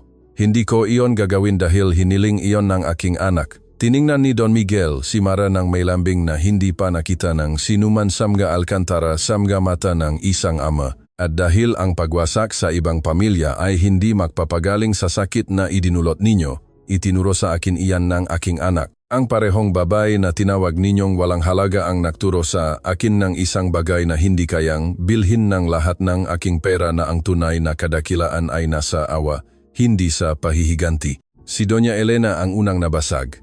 Dahan-dahan siyang tumayo, na parang ang bawat butong kanyang katawan ay nagpoprotesta laban sa gagawin niya. Ang matriarka na hindi kailanman humingi ng paumanhin, na hindi kailanman umamin ng pagkakamali, na hindi kailanman yumuko sa sinuman, ay nakita ang sarili na nakatingin kay Mara na may mga matang lumuluha. Mara, sabi niya at ang kanyang boses ay parang isang bagay na hindi niya kilala. Napakalupit ko sa iyo mula pa noong unang araw. Hindi dahil may nagawa kang masama, kundi dahil natakot ako. Natakot ako na mahalin ng aking ana ang isang taong hindi ko makontrol. Natakot ako na may isang tao sa labas ang makakita na sa likod ng lahat ng aming perlas at kandelabro. Kami ay isang pamilyang puno ng kawalan na pinupuno namin ng magabagay sa halip na pag-ibig. Ang maluha ay dumaloy sa kanyang mukha nang hindi niya sinubukang pigilan. Ikinagagalak ko ng malalim. Hindi dahil sa takot ako sa iyong ama, kundi dahil kakadinig ko lang sa aking manugang na naglalarawan ng mataon ng pagdurusa na ako ang nagdulot at kinikilala ko ang bawat salita, bawat isa.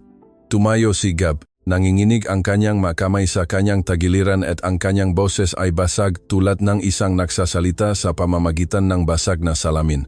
Mara, ako ang pinakamatindi mong nabigo. Nangako akong poprotektahan ka sa araw nga aming kasal.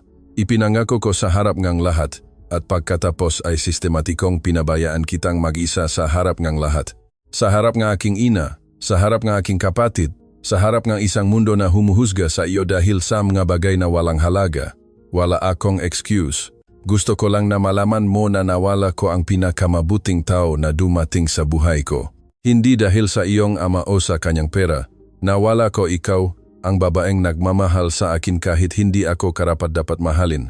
At iyan ay isang bagay na dadalhin ko habang buhay. Nagsalita si Kate pagkatapos, nakikipaglaban sa isang pagmamataas na gumuguho sa bawat salita.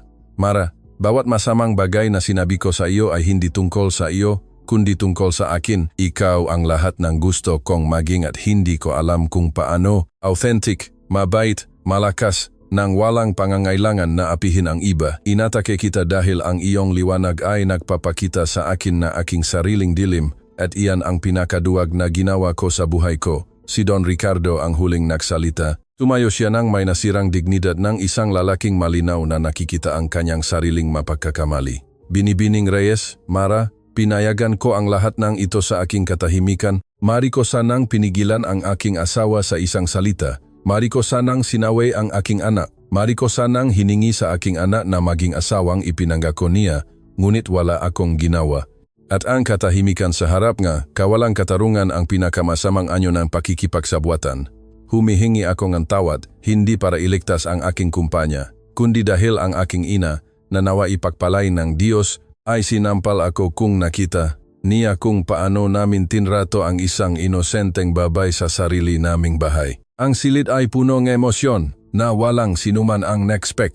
Tiningnan sila ni Mara, hinahanap sa kanilang nga mata ang sagot sa tanging mahalagang tanong. Totoo ba, natagpuan niya ito sa isang detalye na tanging ang may sensitivity ni Mara ang makakapansin. Wala sa kanila ang nabanggit ng kumpanya, ng pra, o nga pinansyal na kahihinatnan sa kanilang mapahingi ng tawad. Nagsalita sila tungkol sa kanya bilang isang tao, tungkol sa sakit, tungkol sa tunay na pagsisisi. Tinatanggap ko ang inyong paghingi ng tawad, sabi ni Mara, at ang kanyang boses ay parang ulan pagkatapos ng walang katapusang tagtuyot. At gusto kong malaman ninyo ang isang bagay na itinuro sa akin ng aking ina bago siya umalis sa mundong ito. Lahat ay naghintay. Sinabi niya sa akin, Mara, ang dignidad ay hindi isang bagay na ibinibigay o inaalis ng iba sa iyo. Ang dignidad ay nabubuhay sa loob mo at ikaw lang ang magdedesisyon kung ito ay magliliwanag o mamamatay. Sa lahat ng taon na nanirahan ako sa inyo, ang aking dignidad ay hindi kailanman namatay, bagamat sinubukan ninyo itong patayin araw-araw. Ang epekto nga salitang iyon ay nakita sa bawat mukha. Tinakpan ni Doña Elena ang kanyang bibig ng kanyang kamay. Ipinikit ni Gab ang kanyang mata. Hinayaan ang ngaluhan na dumaloy ng walang paktutol. Tahimik na humikbisikit. Nakatingin sa lupa si Don Ricardo. Hindi kayang salubungin ang tingin ng babaeng tinulungan niyang sirain. Hindi ako nagtatanim ng sama ng loop, patuloy ni Mara. Ang sama ng loop ay isang pasanin na hindi ko handang dalhin. Ngunit kailangan ninyong maintindihan na ang pagpapatawad ay hindi nangangahulugang pagkalimot. Nangangahulugang pipiliin ko ang aking kapayapaan kaysa sa sakit na idinulot ninyo sa akin. Pinapanot ni Don Miguel ang kanyang anak na may naniningning namgamata. Sa sandaling iyon, ang lahat ng kanyang yaman, lahat ng kanyang kapangyarihan, lahat ng kanyang imperyo ay tila walang halaga kumpara sa pagmamalaki na nararamdaman niya sa pambihirang babae na kanyang pinalaki. Tungkol sa mga usaping negosyo, sabi ni Mara ng mas matatag ang tono, iyan ang pausapan ng aking ama at ng direkta ninyo. Gusto ko lang ng isang bagay. Ano man iyan, agad na sagot ni Don Ricardo, na magbago kayo ng toto, hindi lang sa akin, kundi sa bawat tao na inyong makakasalamuha. Mga empleyado, kasosyo, mga estranghero na hinding-hindi na ninyo susukatin ang halaga ng isang tao sa bigat ng kanyang pitaka. Gagawin namin. Pangako ni Doña Elena. At ang kanyang maluha ay nagpatuto na sa sandaling iyon, seryoso siya. Tumango si Don Miguel. Ginoong Alcantara, kung mag-usap tayo ng kaming, dalawa lang pagkatapos nito, sa palagay ko makakahanap tayo ng solusyon na gagana para sa lahat. Wala akong interes na sirain ang inyong itinayo, Ngunit kailangan kong makakita ngang tunay na pagbabago maaksyon, hindi salita. Makikita ninyo, pangako ni Don Ricardo. Nang lumabas si Mara at Don Miguel sa hotel, ang kalangitan ay nagkukulay takip silim. Huminga ng malalim si Mara. Nararamdaman kung paano lumuwag ang bigat ngam, mataon ng sakit sa bawat pahinga. Ipinagmamalaki kita, sabi ni Don Miguel habang naglalakad sila, kaya mo sana silang durugin at pinili mo ang dignidad. Hindi ito dignidad, Papa, kundi kalayaan. Ang pagsira sa kanila ay magtatali sa akin sa kanila magpakailanman at ayoko ng anuman na tali. Ngumiti si Don Miguel. Ang iyong ina ay labis na ipagmamalaki ka na ang mabituin ay hindi sasapat upang sukatin ang kanyang pagmamalaki. Hinawakan ni Mara ang braso ng kanyang ama at sabay silang naglakad patungo sa naghihintay na sasakyan. Ama at anak, nakakaisa sa isang bagay na walang yaman ang makakabili at walang kalupitan ang makakasira walang pasubaling pag-ibig. Balik sa hotel, nanatili ang mga Alcantara na nakaupo sa suite, hindi makagala. Ang katahimikan sa pagitan nila ay naiba sa anuman. Hindi ito ang mayabang na katahimikan na ginamit nila bilang sandata o ang hindi komportableng katahimikan na pinupuno nila na mapamimintas sa iba. Ito ay ang katahimikan ng mataong sa wakas ay nakita ang kanilang sarili ng walang mafilter ng pera, estado at pagmamataas at ang nakita nila ay lubos na nakakahiya. Ang malinggo na sumunod sa pulong sa hotel ay nagpabago sa bawat taong kasangkot sa mga paraan na walang sinuman ang makakahula na parang ang katotohanan sa sandaling nabihkas ng malakas ay may kapangyarihang gibain ang mga pader na tila walang hanggan at maghasik ng buhay kung saan dati ay puro basura lamang. Si Mara ang unang nabuhay muli at ginawa niya ito sa pinakatahimik at pinakamakapangyarihang paraan na possible. Pinipili ang eksaktong buhay na gusto niya nang hindi humihinging kahintulot sa sinuman. Lumipat siya sa isang apartment na siya mismo ang nakahanap matapos ang ilang linggong paghahanap. Hindi ito ang mansyon na kayang bilhin ng kanyang ama sa isang pirma lamang o ang penthouse na pipiliin na sinumang anak ng isang magnate. Ito ay isang maliwanag na espasyo sa isang tahimik na kapitbahayan na may malalaking bintana kung saan pumapasok ang araw ng umaga at isang maliit na trasa kung saan siya nagsimulang magtanim ng mahalaman sampagwita, pesil, laonda, mga halaman na nagpupuno sa hangin na mga amoy na hindi kailanman nagkaroon sa mansyon na mga Alcantara sa kabila ng lahat ng karangyaan nito. Ayokong mamuhay tulad ng mga Alcantara, sabi niya sa kanyang ama nang may mabuting intensyon itong magmungkahi ng mas malaki at mas ligtas. Gusto kong mamuhay bilang ako, bilang ang taong pinalaki ni Mama. Matagal siyang tiningnan ni Don Miguel bago sumagot. Katulad kang iyong ina, eksaktong-eksakto. Ganun din ang sinasabi niya sa akin kapag gusto kong bilhan siyang nga bagay na hindi niya kailangan. Sabi niya, Miguel, ang laking ang bahay ay hindi sumusukat sa laking kaligayahan na kasya sa loob. Ang isang maliit na bahay na punong pag-ibig ay isang palasyo, at ang isang palasyong walang pag-ibig ay isang bilangguan. Si Mama ay matalino, ang pinakamatalinong babae na nakilala ko, at namana mo ang bawat patak ng karunungan na iyon. Kasama ang iyong katigasan ng ulo, dapat kong idagdag. Ngumiti si Mara, at sa ngiting iyon ay mayroong isang bagay na hindi umiral.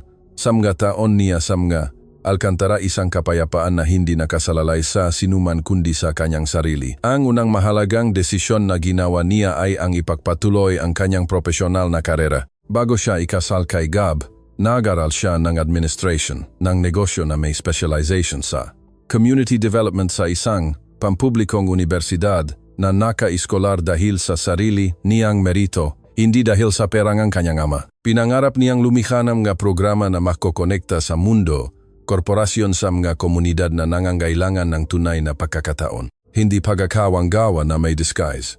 Pinutol ni Gab ang panaginip na iyon ng walang awa. Hindi mo kailangan magtrabaho, sabi niya sa kanya nang may ngiti na ipinakamali niya sa pag-ibig sa loob ng mahabang panahon. Ako ang bahala sa lahat. Ang trabaho mo ay manatili dito kasama ako, sumusuporta sa akin. Ang tunay na salin ng mga salitang iyon na naintindihan lamang ni Mara makalipas ang maraming taon. Ang trabaho mo ay maging invisible habang ako ang nagnininging. Ngayon, malaya sa mga tanikala na hindi nakikita ngunit bumibigat na parang bakal, nag-enroll si Mara sa isang programang pang-refreshment sa Philippine Institute of Business Studies. Dumating siya ng maaga sa unang araw na may bagong kuwaderno, komportableng sapatos at enerhiya na taon nang natutulog at biglang nagising. First time dito. Tanong sa kanya ng isang kaklase na nangangalang Andrea, na may mababait na mata, mga kamay na may mansa ng tinta dahil nagdodrawing sa mga gilid ng kanyang kuwaderno, at isang ngiti na walang itinatagong ikalawang intensyon. First time sa loob ng mahabang panahon, sagot ni Mara, ipinagpatuloy matapos ang isang paghinto, pagkatapos ng buong buhay na huminto. Pero tapos na ang pahinga. Hindi na nagtanong pa si Andrea ng detalye. Hindi na niya kailangan. Siya ang naging unang tunay na kaibigan ni Mara sa loob ng maraming taon. Hindi isang kaibigan tulad ng mga asawa ng mga kasosyo ng mga Alcantara na nag-iimbita sa kanya sa mga eleganteng tanghalian. Para lang sukatin siya ng tingin, punahin ang kanyang sapatos ng pabulong at tanungin siya ng may pekeng inosensya at ang iyong damit. Anong brand, Mare? Isang tunay na kaibigan na nagbabahagi ng mga notes na naghihintay sa kanya para magtanghalian na tumatawa kasama niya sa halip na tumawa sa kanya. Ilang linggo pagkaraan, habang nag-aaral silang makasama sa isang coffee shop kung saan ang kape ay mas mura kaysa sa mga lugar na madalas puntahan ng mga Alcantara, ngunit mas masarap ng walang hanggan. May sinabi si Mara na hinding-hindi makakalimutan ni Andrea. Alam mo kung ano ang pinakamaganda sa pagsisimulang muli. Na ngayon, alam ko na kung sino ako talaga. Hindi ko kailangan na may magbigay kahulugan nito para sa akin ni asawa, ni biyenan, ni apelyido. Ako si Mara. At lumalabas na sapat si Mara. Palagi naman, sagot ni Andrea, kailangan mo lang ang isang tao na hindi magsasabi sa iyo, kundi hahayaan kang tuklasin mo ito mag-isa. Habang unti-unting binubuo ni Mara ang kanyang bagong buhay, ang mga pagbabago sa mundo ng mga Alcantara ay kapareho ring malalim, bagamat walang katapusan ang sakit. Dahil mas madaling magtayo ng bago kaysa ayusin ang isang bagay na sinira mo sa sarili mong makamay.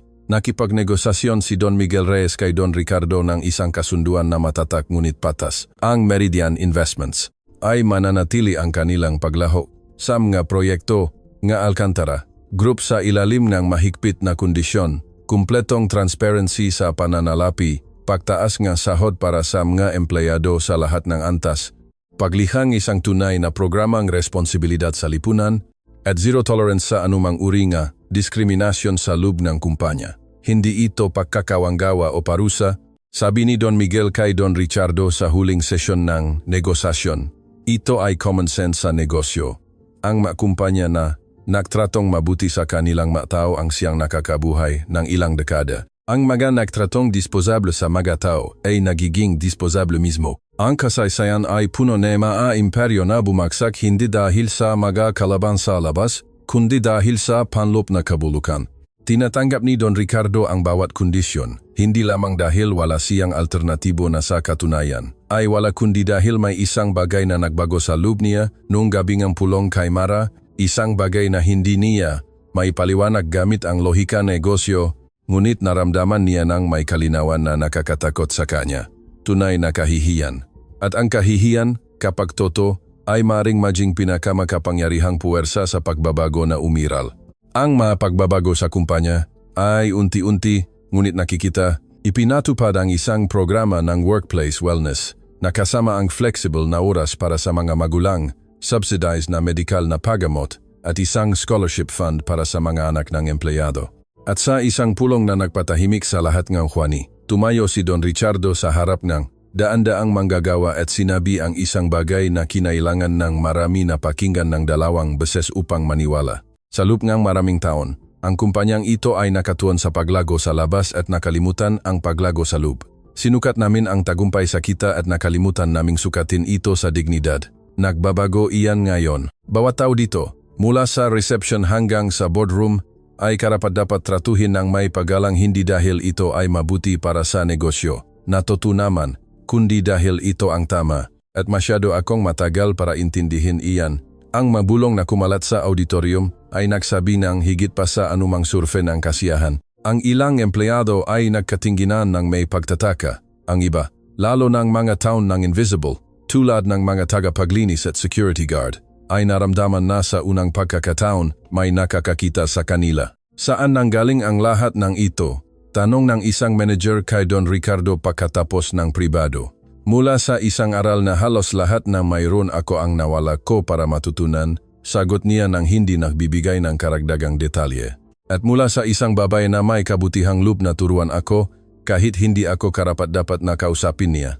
Si Doña Elena ay nakaranas marahil ng pinaka-unexpected na transformation sa lahat. Ang babaeng nagtayo ng kanyang buong identidad sa pader ng social status ay nakita ang pader na iyon na gumuho at natuklasan ng may pagtataka at takot na sa likod ng pader ay walang anuman puro kawalan lamang. Mga dekada ng kawalan na pinuno niya ng mga perlas, ng mga eleganteng hapunan, ng kalupitan sa mga taong itinuturing niyang mas mababa upang maramdaman na siya ay mas mataas. Gumawa siyang isang bagay na walang sinuman ang nag-expect at na siya mismo ay hindi maniniwala na possible ilang linggo. Na ang nakaraan bumisita siya sa isang community kitchen sa isa sa mga pinakamahina na lugar ng siyudad. Mag-isa siya, walang driver, walang anunsyo, hindi nakasuot ng branded na damit o nagdadala ng alahas. Siya lamang.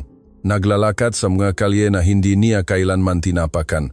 Pumapasok sa isang gusali na amoy mainit na sabaw at tao ng walang filter. Ang nakita niya doon ay nakati sa dalawa sa imahe na mayroon siya sa mundo. Maina na nakpapakain sa kanilang maanak ng may parehong debosyon na pinapakain niya ang kanyang sarili, ngunit walang resources na palagi niyang mayroon. Mga matatanda na kumakain ng kanilang tanging mainit na pagkain sa araw na may pasasalamat na nagpakirot sa kanyang puso. Mga voluntaryo na nagtatrabaho ng ilang oras nang walang natatanggap na kapalit maliban sa kasiyahan na malaman na may kakain sa gabing iyon dahil sa kanila. Katulad din natin sila, sabi niya kay Don Richardo ng gabing iyon, nakaupo sa gilid ng kama, hindi pa nagpapalit, na may tinging nakatingin sa isang punto sa pagitan ng pader at ng sarili niyang konsensya. Mahal nila ang kanilang maanak tulad ko. Nangangarap sila ng mas magandang kinabukasan tulad ko. Mas kaunti lang ang swerte nila. At tayo, sa halip na tumulong, ay inapakan sila upang maramdaman nating mas mataas tayo. Nagsimula siyang mag-volunteer ng regular, una ng awkward, tulad ng isang taong natututo ng bagong wika sa matandang edad. Hindi niya alam kung paano magain ng pagkain ng hindi natatapon. Hindi niya alam kung paano makipag-usap sa mga taong lubhang makaiba ang buhay sa kanya. Ngunit nagpatuloy siya. At sa pagpapatuloy na iyon, natuklasan niya ang isang bagay na ikinagulat. Niya hanggang sa pagluha na ang pagtulong sa iba ay pumupuno ng espasyo sa loop niya na hindi kailanman napunan ng mga dekada ng luho. Isang araw, habang naghahain ng pagkain sa community kitchen, hinawakan ng isang matandang babae na may kulubot na mga kamay dahil sa isang buhay ng pagtatrabaho ang kanyang pulso ng malumanay at sinabi, "Salamat, binibine. Naway pagpalain kayo ng Diyos sa inyong mapagbigay na puso." Kinailangan ni Doña Elena na magpaalam at lumakad patungo sa banyo para umiyak dahil sa buong buhay niya napapalibutan ng mga taong nakpupuri sa kanya dahil sa kanyang pera na bumabati sa kanya dahil sa kanyang kuwintas na perlas na nainggit sa kanyang mansyon. Walang sinuman ang nagpasalamat sa kanya nang may ganong katapatan tulad ng matandang babae na walang material na ari-arian ngunit mayroon siyang isang bagay na kakadiskubre lang ni Elena na desperado niyang kailangan ang kakayahang makakita ng kabutihan kung saan ang iba ay nakakakita lamang ng mga panlabas. Si Kate naman, gumawa ng isang bagay na itinuturing ng kanyang dating sarili na impossible. Tinawagan niya si Mara. Mara, si Kate ito. Ang katahimikan sa kabilang linya ay maikli, ngunit puno ang kasaysayan. "Hello Kate, kailangan kong sabihin sa iyo ang isang bagay na nagpapahirap sa akin sa pagtulog. Lahat ng mga masasamang bagay na sinabi ko sa iyo sa loob ng maraming taon. Noong minsang nilight ko ang iyong damit sa harap ng lahat ng bisita sa Christmas party. Noong minsang sinabi ko ng malakas na amoy kusina ka sa harap ng mga kaibigan ni Mama. Noong minsang itinago ko ang iyong nga sapatos bago, ang isang mahalagang event para mahuli ka at magalit si Gap sa iyo. Noong minsang sinabi ko sa isang kaibigan, alam kong naririnig mo ako, na nagpakasal ang aking kapatid dahil sa awa. Naalala ko ang bawat isa. Kate, sagot ni Mara ng matatak ang boses, ngunit walang galit.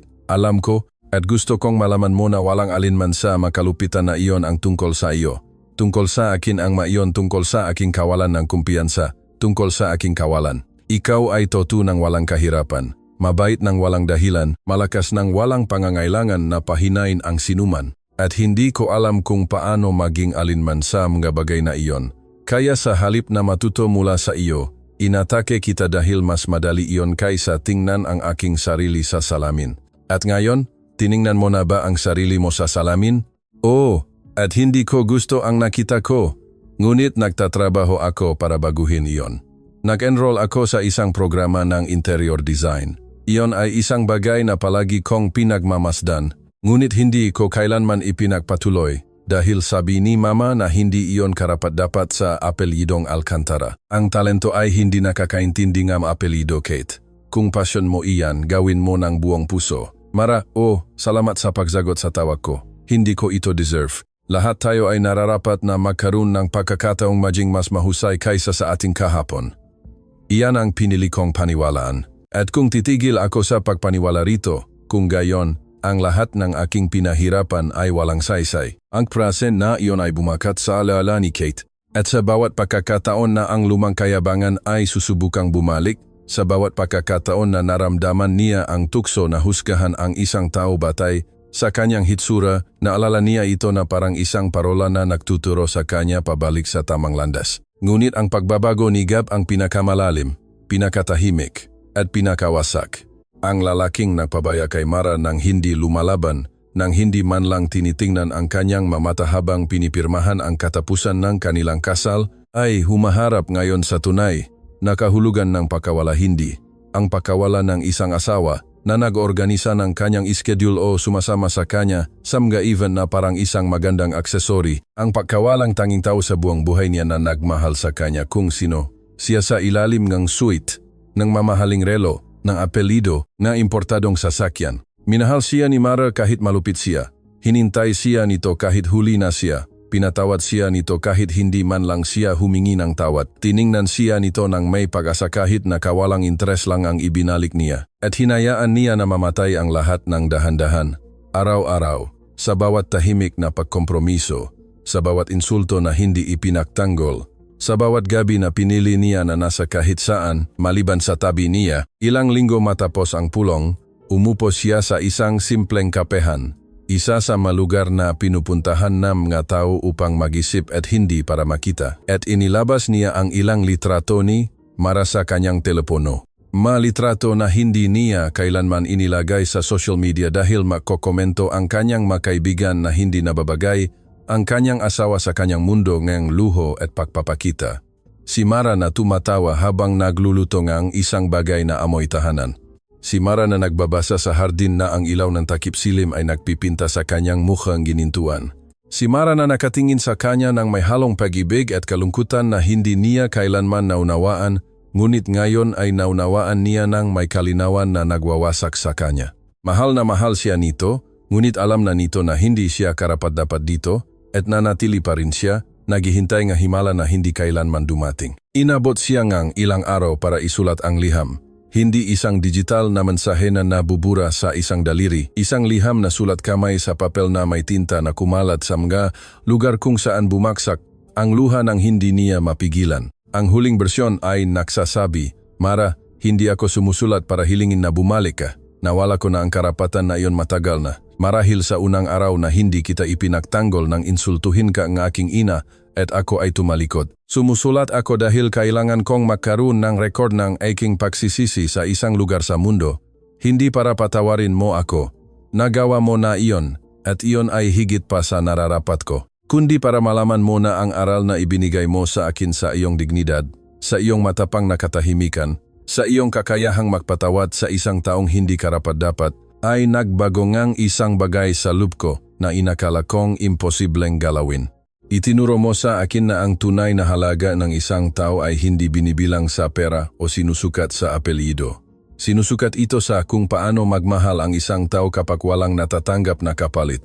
At ganun ka nagmahal bawat araw, nang walang kondisyon, at masyado akong bulag, masyado akong duwag, masyado akong altsantara para makita iyon. Mananatili iyan sa akin magpakailanman hindi bilang parusa, kundi bilang paalala na ayaw ko nang maging ang lalaki na nagpabaya sa pinakamabuting nangyari sa kanyang buhay. Dumating ang liham sa apartment ni Mara isang hapon na ang ilaw ay pumapasok sa bintana sa paraang nagpapamukhang mas toto ang lahat. Binasa niya ito habang nakaupo sa kanyang paboritong silya. Ang binili niya sa isang second-hand market at mas comfortable kaysa sa anumang importadong sofa sa mansyon na mga Alcantara. Umiyak siya habang binabasa ito hindi sa kalungkutan, ni sa kagalakan, ni sa mga loob.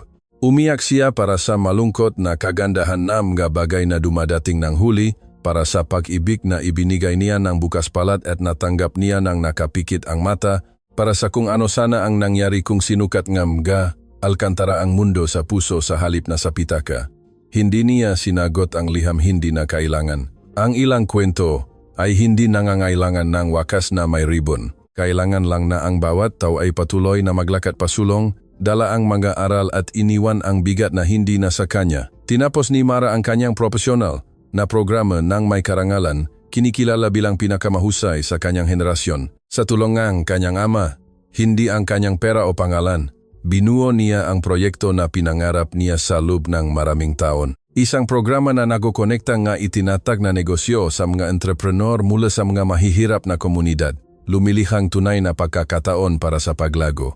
Tatawagin ko itong proyektong tulay, sabi niya kay Don Miguel habang naghahapunan sa kanyang apartment, kung saan niluto niya ang resip ng pasta na itinuro sa kanya ng kanyang ina at laging pumupuno sa bahay nga amoy na amoy pag-ibig. Dahil gusto kong magtayo ngang tulay sa pagitan ng mga mundo na naniniwala na pinahihiwalay sila ng mga pader, kung kailan sa totoo lang ay pinahihiwalay lamang sila ng pagtatangi. Gusto ko ang panggalan. Sagot ni Don Miguel. At ang pinakamaganda ay hindi ito nangangailangan ng aking apelyido para gumana. Kailangan lang nito ng isang tao na lumakad sa magkabilang panig ng tulay. At ang taong iyon anak ko ay ikaw. Ang proyektong tulay ay iprinisinta sa isang business conference na nagtipon ng mga leader mula sa maraming sektor. Umakyat si Mara sa entablado na may mabilis, natibok ngang puso, ngunit matatagang boses, na naalala ang masalita ang kanyang ina. Ang katapangan ay hindi kawalan ng takot, kundi ang pagkilos sa kabila nito. Ang pangalan ko ay Mara Reyes. Nagsimula siya.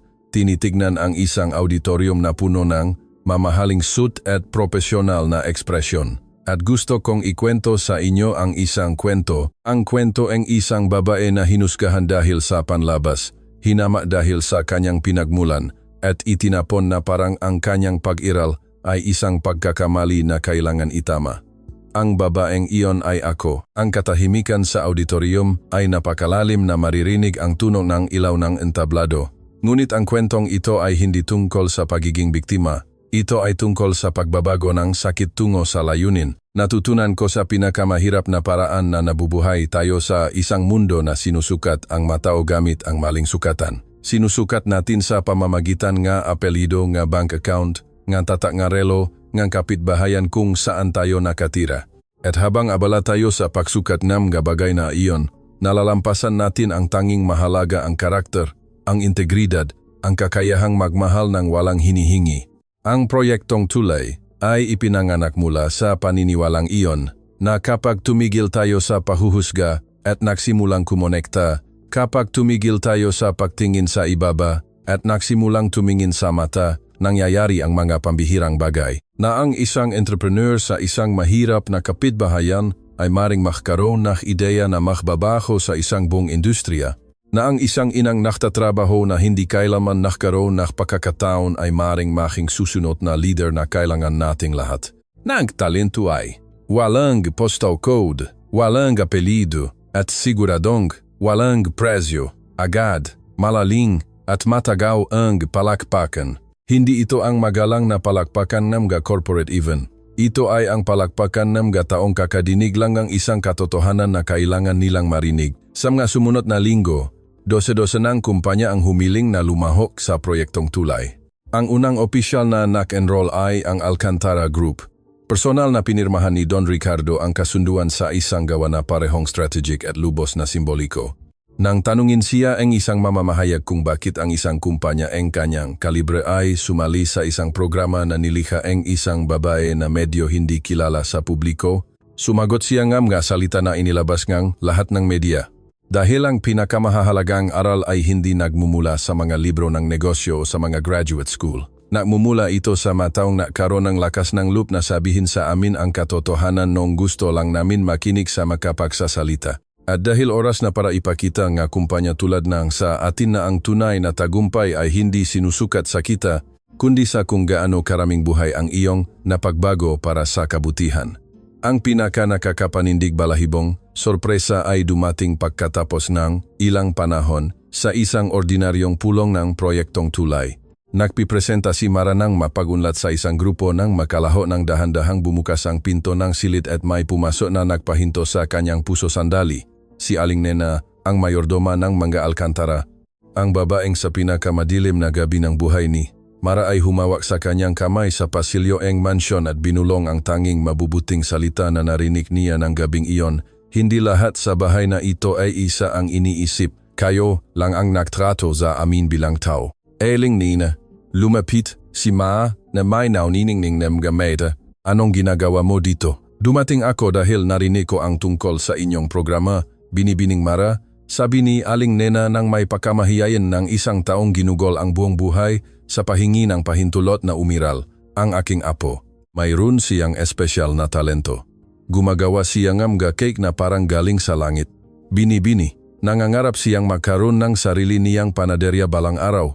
Ngunit kami alam ninyo na kung paano, wala kaming resources para bigyan siya ng pagkakataong iyon. Hinawakan ni Mara ang makamay ni Aling Nena sa pagitan ng kanyang makamay ng may parehong pino na pahawa na ginawa ni Aling Nena sa kanya ng gabing iyon. At sa simpleng kilo na iyon, circular, natapos ang gisong siklo na nagsimula sa sakit at nagtapos sa pag-asa. Ikwento mo sa akin ang lahat tungkol sa iyong apo, sabi ni Mara ng may ngiti na nagpapaliwanag hindi lamang sa kanyang mukha, kundi sa lahat na naroon na nakasaksi sa sandaling iyon. Dahil ito mismo ang ibig sabihin ng proyektong tulay. Hindi ang malalaking headline, hindi ang magala na litrato, hindi ang maga pinapalakpakang talumpati. Ito isang lola na may matibay na pananampalataya sa kanyang apo. Sa wakas ay nakakonekta sa mga kasangkapan upang matupad ang isang pangarap na kung hindi man ay tahimik na mamamatay sa isang kapitbahayan kung saan ang mga pangarap ay namamatay araw-araw dahil sa kawalan ng isang taong naniniwala sa kanila. Pinapanood ni Don Miguel ang eksena mula sa isang sulok ng silid. Si Ati, Sofia Lim, sa kanyang tabi, ay diskreto na inalok siyang panyo. Umiyak ka ba, Ginong Reyes? Allergy lang, sagot ni Don Miguel. Pinupunasan ang kanyang mata ng may buong dignidad na kayang ipakita ng isang lalaking tulad niya habang umiyak na parang bata. Siyempre, allergy lang. Ngumiti si Sofia. Iniimbak ang sarili niyang panyo. Nabasa rin. Isang tahimik na hapon, nang ang siyudad ay nakukulay takip silim. Binisita ni Mara ang isang lugar na matagal na niyang hindi napuntahan, ang maliit na hardin na ala-ala kung saan nakalibing ang labing kanyang ina. Naglakad siya sa pagitan ng mahanay ng galapida hanggang makita niya ang hinahanap niya. Lumuhod siya. Maingat na naglagay ng sariwang bulaklak at hinayaan ang masalita na lumabas na parang isang ilog na sa wakas ay nakahanap ng kanyang daloy. Mama, nagawa ko, bulong niya. Hindi tulad ng naisip ko. Walang nangyari tulad ng naisip ko, ngunit nagawa ko. Natakpuan ko ang aking landas hindi sa pamamagitan ng pera ni Papa, ni sa apelyido NG sinuman, ni sa bisik nga isang asawa na hindi kailanman nakakita sa akin. Natagpuan ko ito sa pamamagitan ng paghihing kung sino ang itinuro mo sa akin na maging. Isang mahinang simoy ng hangin ang nagpagalaw sa mga dahon ng mga puno sa malapit, at nanumpa si Mara na ang hangin ay amoy sampagwita, ang paboritong bulaklak ng kanyang ina. Hinamak nila ako, Mama. Pinamukha nila sa akin na ako ay invisible, na hindi ako karapat-dapat umupo sa kanilang mesa, na ang tanging alam kong gawin ay mahugas ng sahig. Inihainan nila ako ngalak upang ipagdiwang ang pag-alis ko sa kanilang buhay, at bawat tawa ng gabing iyon ay humiwa sa aking kaluluwa. Ang maaluha ay dumaloy sa mga sariwang bulaklak, dinidiligan ang maitong ang isang bagay na mas malalim kaysa tubig. Ngunit sa bawat pagkakataon na gusto kong sumuko, sa bawat pagkakataon na naramdaman ko na mas malaki ang sakit kaysa sa akin, naalala ko ang sinasabi mo sa akin noong bata, pa ako at umuwi akong umiyuk mula sa paaralan dahil may nanunukso sa akin dahil wala akong mabagay na mayroon ang iba. Umupo ka sa tabi ko, pinunasan mo ang aking maluha at sinabi mo sa akin ang prase na iyon na naging aking kalasag, aking baluti, aking dahilan upang magpatuloy. Ipinikit ni Mara ang kanyang mamata, at ang boses ng kanyang ina ay umalingaw sa kanyang alaala ng may kalinawan na humahamon sa oras. Ang dignidad ay hindi isang bagay na ibinibigay o inaalis ng iba sa iyo, anak ko. Ang dignidad ay nabubuhay sa loob mo, at ikaw lang ang magdedesisyon kung ito ay magliliwanag o mamamatay. Binuksan niya ang kanyang mamata at ngumiti sa pamamagitan ng galuha. Hindi kailanman namatay ang aking dignidad, Mama, ni isang araw, ni sa pinakamadilim na gabi, ni nung naramdaman kong pinakamag-isa ako. Nagniningning ito kahit walang nakakakita. Nagniningning ito dahil pinagningning mo ito sa iyong pag-ibig, sa iyong halimbawa, sa iyong makamay na laging nandun para itindig ako. Nanatili siyang tahimik ng matagal. Hinayaan ang kapayapaan ng lugar na bumalot sa kanya na parang yakap na hindi na niya pisikal na matanggap, ngunit naramdaman niya sa bawat hibla ng kanyang pagkatao. Ito ay simula pa lamang, Mama. Pangako niya habang tumatayo. Pinupunasan ang kanyang pisking ang likod ng kanyang kamay. At bawat hakbang na gagawin ko, bawat tulay na itatayo ko, bawat kamay na iaabot ko, gagawin ko ito na dala ka sa akin palagi. Naglakad siya patungo sa labasan na hardin na alaala ng may matatag na hakbang, at sa daan na iyon, iniwan niya ng tuluyan ang babaeng dating tahimik na nakaupo habang iniinsulto siya, habang inihainan siyang alak ng panghihiya. Habang sinasabi sa kanya na ang tanging alam niyang gawin ay magugas ng sahig, ang babaeng lumalakat ngayon patungo sa ilawang takip silim ay naiba hindi dahil sa mas marami siyang pera o mas malakas o mas maraming koneksyon, kundi dahil sa wakas ay pinili niya na maging ang kanyang sarili ng lubos, nang walang filter, nang walang pahingi ng tawad, nang walang pahingi ng pahintulot. Hindi bilang anak ni Don Miguel Reyes, bagamat siya nga at ipinagmamalaki niya iyon. Hindi bilang ex-asawa ni Gab Alcantara dahil sarado na ang kabanatang iyon, kundi bilang si Mara Simpleng Mara, ang babaeng hinamak sa harap ng lahat habang pinipirmahan ang katapusan kanyang kasal. Ang babaeng nakarini ng tunong ng gabaso nga alak na ipinagdiriwang ang kanyang pahamak. Ang babaeng lumakad sa isang pasilyo ng malupit na tawanan na nakataas ang ulo at basag ang puso, ngunit hinding-hindi sumuko. Ngunit siya rin ang babaeng nagpatawad ng hindi nakalimot.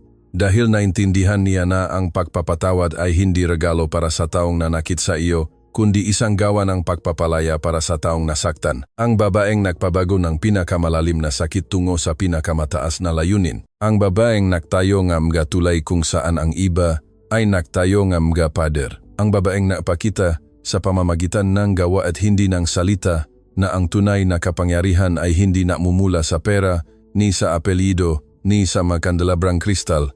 Nagmumula ito sa karakter na hinubok sa pinakamadilim na bagyo na buhay. Dahil sa huli, natuklasan ng mga Alcantara ang isang bagay na hindi kailanman itinuro sa kanila ng kanilang yaman at hindi kailanman mabibili ng lahat ng kanilang ginto, na ang pinakamahalagang tao na kailanman umupo sa kanilang mesa ang pinakamatalino, ang pinakadisente, ang pinakamalakas ay hindi ang may pinakamarangal na apelyido o pinakamalaking bank account, siya ang may pinakamalaking puso. At ang taong iyon ay ang parehong hinamak, ininsulto, nilait, at itinapon nila na parang isang pagkakamali na kailangan burahin. Si Mara, ang babaeng inakala nilang walang halaga, ay lumabas na mas mahalaga kaysa sa lahat na mayroon sila, mas mahalaga kaysa sa mansyon na may mga kandelabro, mas mahalaga kaysa sa maperlas ni Doña Elena, mas mahalaga kaysa sa mga kontrata ng Alcantara Group, mas mahalaga kaysa sa lahat ng basonga, alak sa mundo. Dahil ang dignidad ay hindi nabibili ng pera, hindi namamana sa isang apelyido, hindi nawawala sa pagupo sa maling silya ng isang eleganteng salas habang pinagtatawanan ka ng iba. Ang dignidad ay dinadala sa loob at mas nagniningning, higit na mas nagniningning, lalo na kapag may nagtatangkang patayin ito.